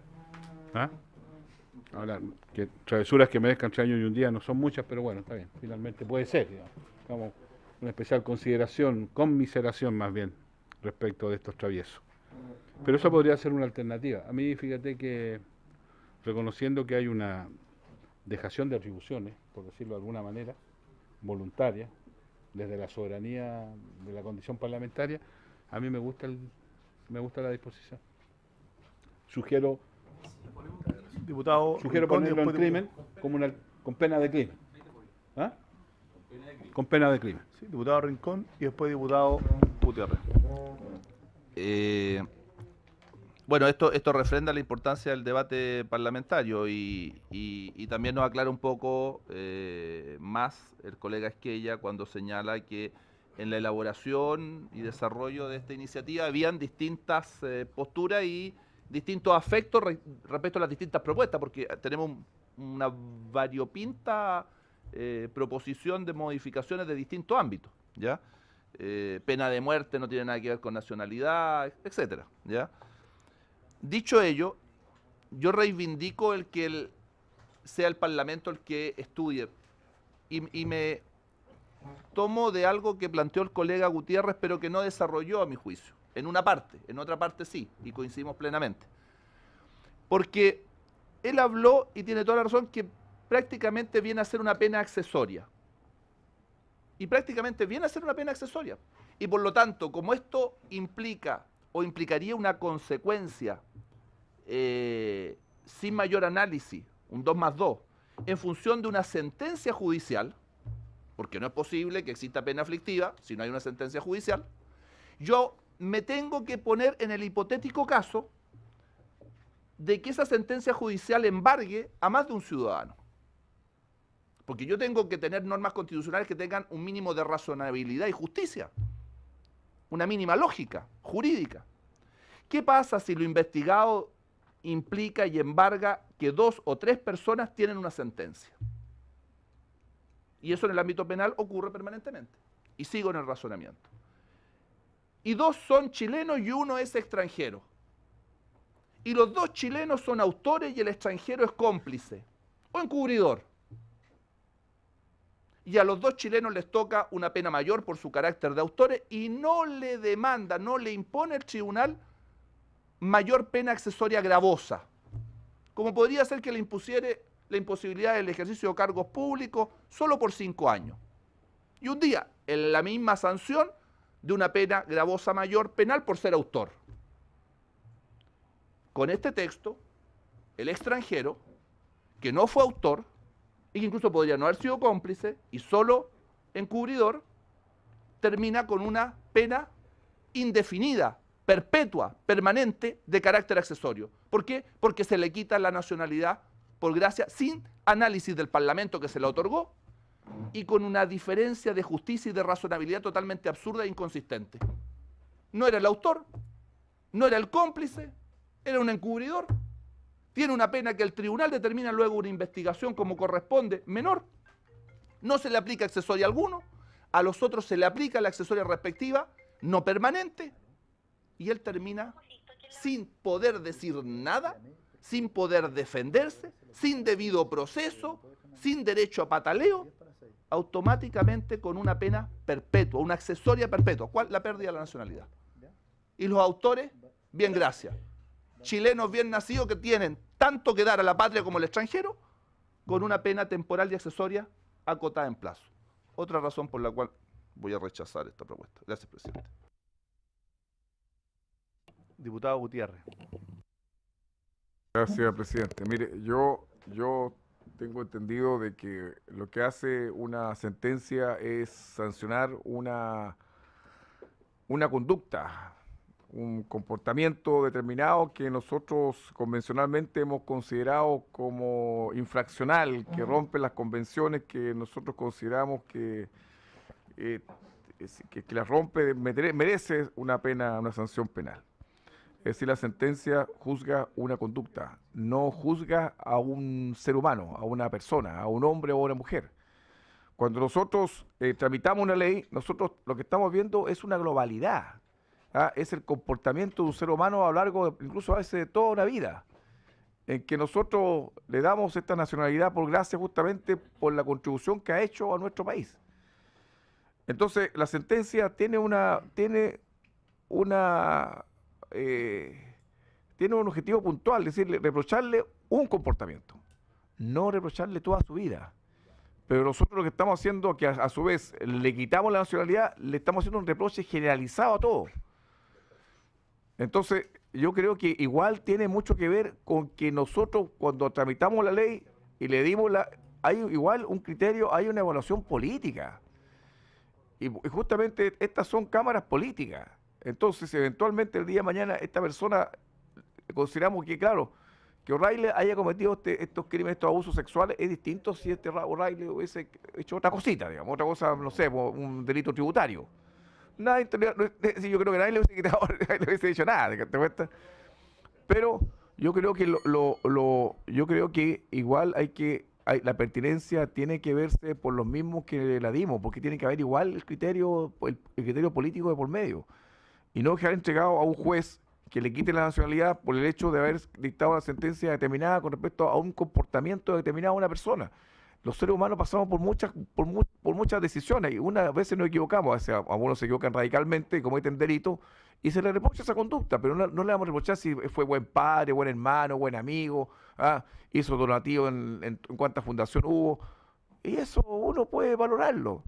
Y puede que nosotros sigamos también valorando ese comportamiento, no obstante el comportamiento puntual que tuvo y que fue sancionado penalmente. Yo creo que nosotros deberíamos quitarle porque siguiendo lo que dice el diputado Esquella, pensemos lo que está diciendo él. Efectivamente lo que está diciendo es que aquí nosotros le dimos la nacionalidad a alguien, a un extranjero. Y el estándar que tiene que someterse es el mismo estándar de cualquier chileno y chilena. Es decir, él no tiene por qué exigirle un comportamiento de héroe, un comportamiento especial. El estándar para él es de todo igual. No porque le hayamos dado la nacionalidad, porque ahora él tiene que cumplir nuevos estándares distintos a los que cumplimos nosotros. El estándar de él es de un chileno igual y tiene que cumplir las normas igual que todos y las cumple, y si no las cumple se le sanciona. Y se acabó el problema. Es decir, él se atiene a nuestro Estado de Derecho. Entonces yo creo que, y si decidimos quitarle la nacionalidad, por ejemplo, a O'Reilly, fue porque al final del día había un cuestionamiento, aparte del cuestionamiento que le había hecho el tribunal, había un cuestionamiento también político con respecto a la conducta de este sacerdote. Entonces, para que seamos honestos con respecto al tema.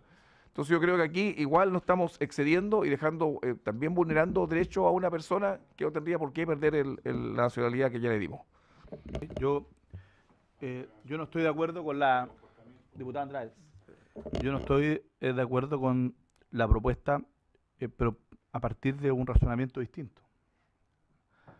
Porque si nosotros incorporamos en la Constitución que el estándar para la pérdida de la nacionalidad por gracia es la condena con una pena que sea una pena de crimen, la discusión el día de mañana será si es que alguien que no es condenado con una pena de crimen y que ha tenido una conducta, ¿no es cierto?, que de alguna manera amerite que se le quite la nacionalidad por gracia, si es que el legislador podrá, ¿ya?, a través de una ley, revocar esa nacionalidad por gracia. ¿Ya? Lo más probable es que se pueda llegar a interpretación de que en realidad la Constitución, el estándar que pone, es el de la pena de crimen y por lo tanto que esa ley sea contraria a la Constitución. Por eso que sea inconstitucional. Por eso que a mí me parece que si es que esta es una facultad que la propia Constitución se la da al legislador para su otorgamiento, en virtud de una evaluación de mérito, si es que cambian esas condiciones, el propio legislador, el que tiene que tener la más amplia facultad para poder revertir esa decisión, a partir de una evaluación de mérito mucho más libre, en incorporar el estándar de la pena en la Constitución, a mi juicio, lo que puede hacer es generar más problemas que los que se pretende resolver. Porque a su vez, para otorgar la nacionalidad por gracia, no se exige como requisito el que no haya sido condenado. O sea, una persona que estaba condenada por pena de crimen incluso, perfectamente puede recibir la nacionalidad por gracia. No hay impedimento para hacerlo. Entonces, si nosotros en el otorgamiento de ese reconocimiento le damos, o la Constitución le permite al legislador una ponderación mucho más flexible, ¿por qué no le dejamos esa misma facultad, con esa misma posibilidad para poder quitar la nacionalidad por gracia? Pero incorporar este umbral de esta pena, a mí me parece que podría traer mucho más problemas para que el legislador el día de mañana, en función de una evaluación de mérito, tome la decisión de deshacer el camino recorrido, digamos, cuando en su momento le otorgó la nacionalidad a un ciudadano extranjero. En votación. Vamos a votar si la moción habla de delito que merezca pena efectiva y hemos planteado que se reemplace por pena de crimen. Por eso, vamos a votarlo con la indicación, digamos, de pena de crimen. Claro, no, por eso se vota la norma con la indicación. ¿Ya? Con la indicación. ¿Ya? Sí, pero se entiende ya formulada del diputado Andrade, ¿ya? Donde se reemplaza pena efectiva por pena de crimen. Entonces, presidente, en votación. En votación. indicación del diputado señor Andrade para modificarlo por sentencia ejecutoria que condene En contra. pena de crimen. En contra. Ahí está. ¿Han emitido su voto todos los señores y señoras diputadas? Márquelo por si acaso, diputado. Sí, yo lo marqué, tengo marcado. Sí.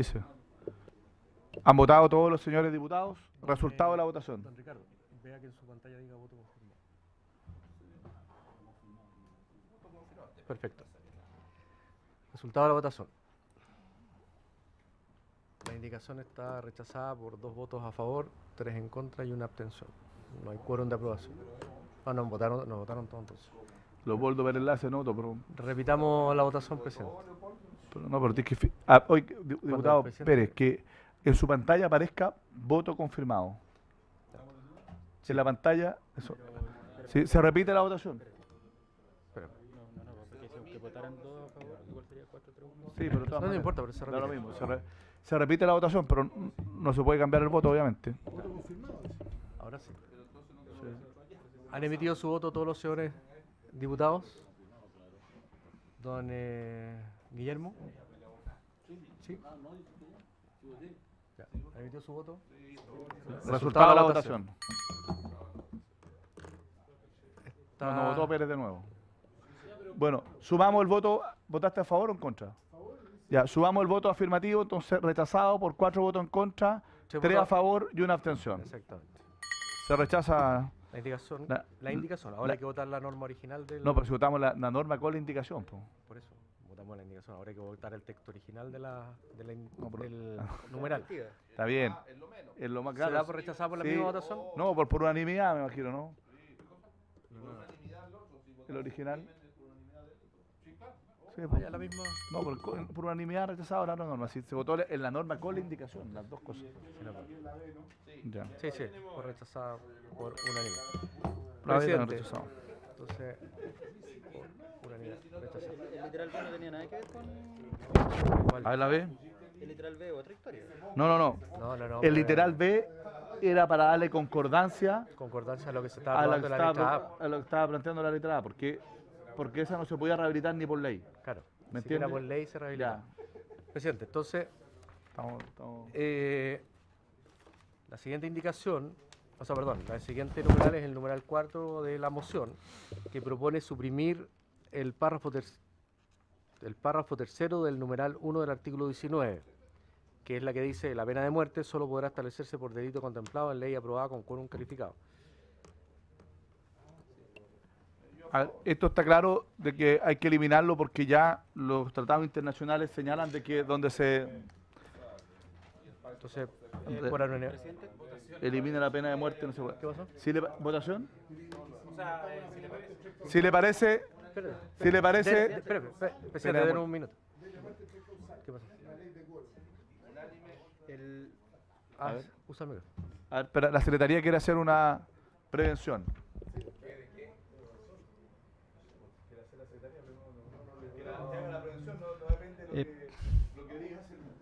Presidente, por su intermedio. Ahora, a propósito que se están... A ver, señor abogado. La Constitución habla 2 veces de la pena de muerte. Una en esta ocasión, que es la que están precisamente refiriéndose, y la otra es el inciso final del artículo 9. Los delitos a que se refiere el inciso anterior se considerarán siempre comunes a propósito de los delitos terroristas y no políticos para todos los efectos legales, y no procederá respecto a ello el indulto particular, salvo para conmutar la pena de muerte por la de presidio perpetuo. Ahí hay que hacer un calce siguiendo en virtud del resultado que obtenga la votación. ¿Y esto qué pasa en el Código de Justicia Militar? Todavía sobrevive la pena de muerte. No, entonces con mayor razón no podríamos eliminar este. Ahí sí tendría una del artículo 9. No podemos eliminar el artículo 9. No, porque sí que existe todavía, estamos diciendo que no se puede reponer donde ahora.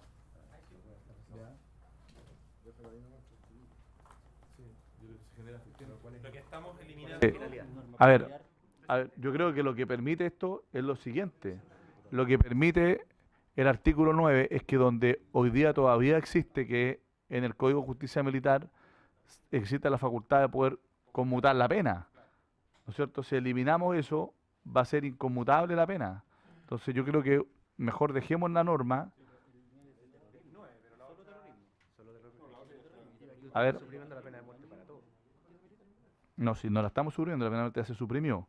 Lo que estamos diciendo es que acá lo que dice la Constitución es que puede establecerse por ley de quórum calificado, y lo que señalan los tratados internacionales es que no puede restablecerse. Eso es lo que no estamos suprimiendo. Nosotros estamos de alguna manera dándole coherencia a nuestra Constitución con los tratados que están suscritos y ratificados por Chile, y que está en línea, y que por lo tanto estamos hablando de que esos tratados se incorporan a nuestra legislación interna a partir del artículo 5º de la Constitución.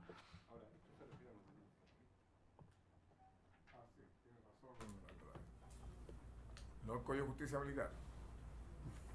Y en la ley antiterrorista no hay pena de muerte. No hay. Veamos un poquito más esto. Okay. Pero mire, yo votaría la norma del 19, inciso 3º, y le pediría una propuesta para la próxima sesión a la Secretaría de cómo abordar la norma del artículo 9. ¿Le parece? Sí. Ok. Votemos el artículo 19, inciso 3º, la modificación que establecía en el numeral 4, ¿no? En votación. Si le parece, lo aprobamos por unanimidad. Por unanimidad. Entonces, por unanimidad. Sí, salvo el diputado Colón. 7. Ni Rincón. El diputado Rincón tampoco. Entonces, 1, 2, 3.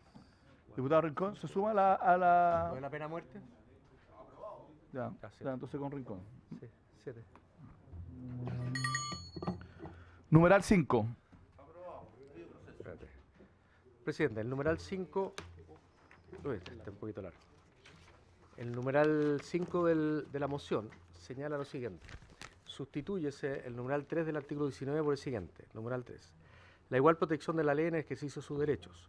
Toda persona tiene derecho a un debido proceso, sea que se trate de un acto jurisdiccional o administrativo. En consecuencia, tendrá, entre otros, los siguientes derechos. A. Toda persona tiene derecho al juez predeterminado por la ley.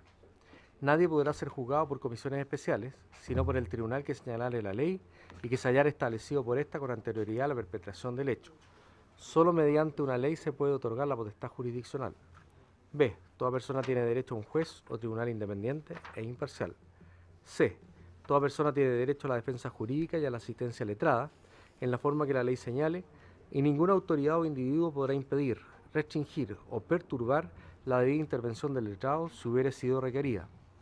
La ley arbitrará los medios para otorgar asesoramiento y defensa jurídica a quienes no puedan procurárselos por sí mismos. D. La ley señalará los casos y establecerá la forma en que las personas naturales víctimas de delitos dispondrán de asesoría y defensa jurídica gratuitas, a efecto de ejercer la acción penal reconocida por esta Constitución y las leyes. F. Toda persona imputada de delito tiene derecho irrenunciable a ser asistida por un abogado o defensor proporcionado por el Estado, si no nombrare uno en la oportunidad establecida por la ley. G. Todo imputado tiene derecho de ser asistido gratuitamente por el traductor o intérprete, si no comprende o no habla el idioma del tribunal. H. Toda persona tiene derecho a la bilateralidad de la audiencia. I. Toda persona tiene derecho a igual trato dentro del proceso para la debida protección del ejercicio de sus derechos, considerando la posición que cada parte ocupe en él. J. Toda persona tiene derecho a presentar e impugnar pruebas. La ley debe permitir que toda parte o persona interesada en un proceso cuente con medios apropiados de defensa que le permitan oportuna y eficazmente presentar sus pretensiones, discutir las de la otra parte, presentar pruebas e impugnar las que otros presenten, de modo que, si aquellas tienen fundamento, permitan el reconocimiento de sus derechos, el restablecimiento de los mismos o la satisfacción que, según el caso, proceda. Letra K. Toda persona tiene derecho a obtener una resolución motivada sobre el fondo del asunto, esto es, derecho a acceder, tramitar y obtener del tribunal una sentencia fundada sobre el objeto de fondo sometido a su conocimiento, previo respeto de un proceso legalmente tramitado. L. Toda persona tiene derecho a un procedimiento y a una investigación racional y justa en la forma que determine la ley. M. Toda persona tiene derecho al recurso, esto es, derecho que tiene toda parte o interviniente en un proceso a que la sentencia de un tribunal inferior sea susceptible de revisión por un tribunal superior, siempre que se haya hecho uso de los medios impugnatorios dentro del plazo legal. La ley determinará las actuaciones jurisdiccionales que sean susceptibles de ser revisadas. El ejercicio de este derecho no supone necesariamente el derecho a la doble instancia. N. La ley no podrá presumir de derecho a la responsabilidad penal. Ñ. Ningún delito se castigará con otra pena que la que señale una ley promulgada con anterioridad a su perpetración, a menos que una nueva ley favorezca al afectado. O. Ninguna ley podrá establecer penas sin que la conducta que se sanciona esté expresamente descrita en ella. Yo tengo solo una duda con promulgada. Debería ser publicada, porque Desde ahí se presume conocida. Hay que ver lo que dice la Constitución. Bueno. Ahora, del debido proceso, numeral 3 del 19. Sí, eso sí. ¿Pero qué número estaba eso? No habla de promulgada. Estoy viendo dónde está. ¿En qué número está, presidente? ¿En cuál número? ¿Qué número? Yo tengo ahí una pequeña duda. Si estamos hablando, número 5, la letra N. No, ñ. Ñ. Que reproduce el concepto que está en el artículo 19, número 3 original. Pero yo no sé si es lo más apropiado, porque habla de que la ley debe ser promulgada con anterioridad al hecho, ¿ya? Y desde la publicación es que la ley se presume conocida por todos. No, ley publicada, si publicación es presunción. ¿Ah? Claro, lo que pasa es que repite lo que dice la Constitución. Pero si estamos cambiándolo. Po. Estamos cambiando la Constitución, pues tenemos que mejorarla. Está errada la Constitución. Está en vigencia, porque también puede publicarse y yo pienso igual. Está en vigencia. Exactamente. Y antes punto, sí, pero claramente promulgada. Pero hagamos una cosa, presidente. ¿Sí? Diputado Esquella.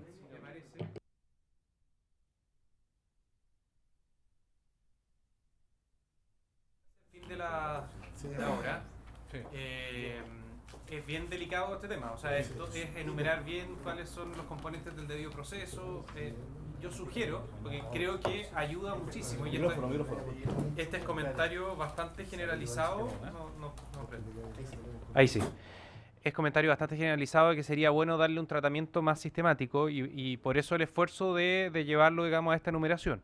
Ahora, no se va a resolver en 5 minutos que nos quedan.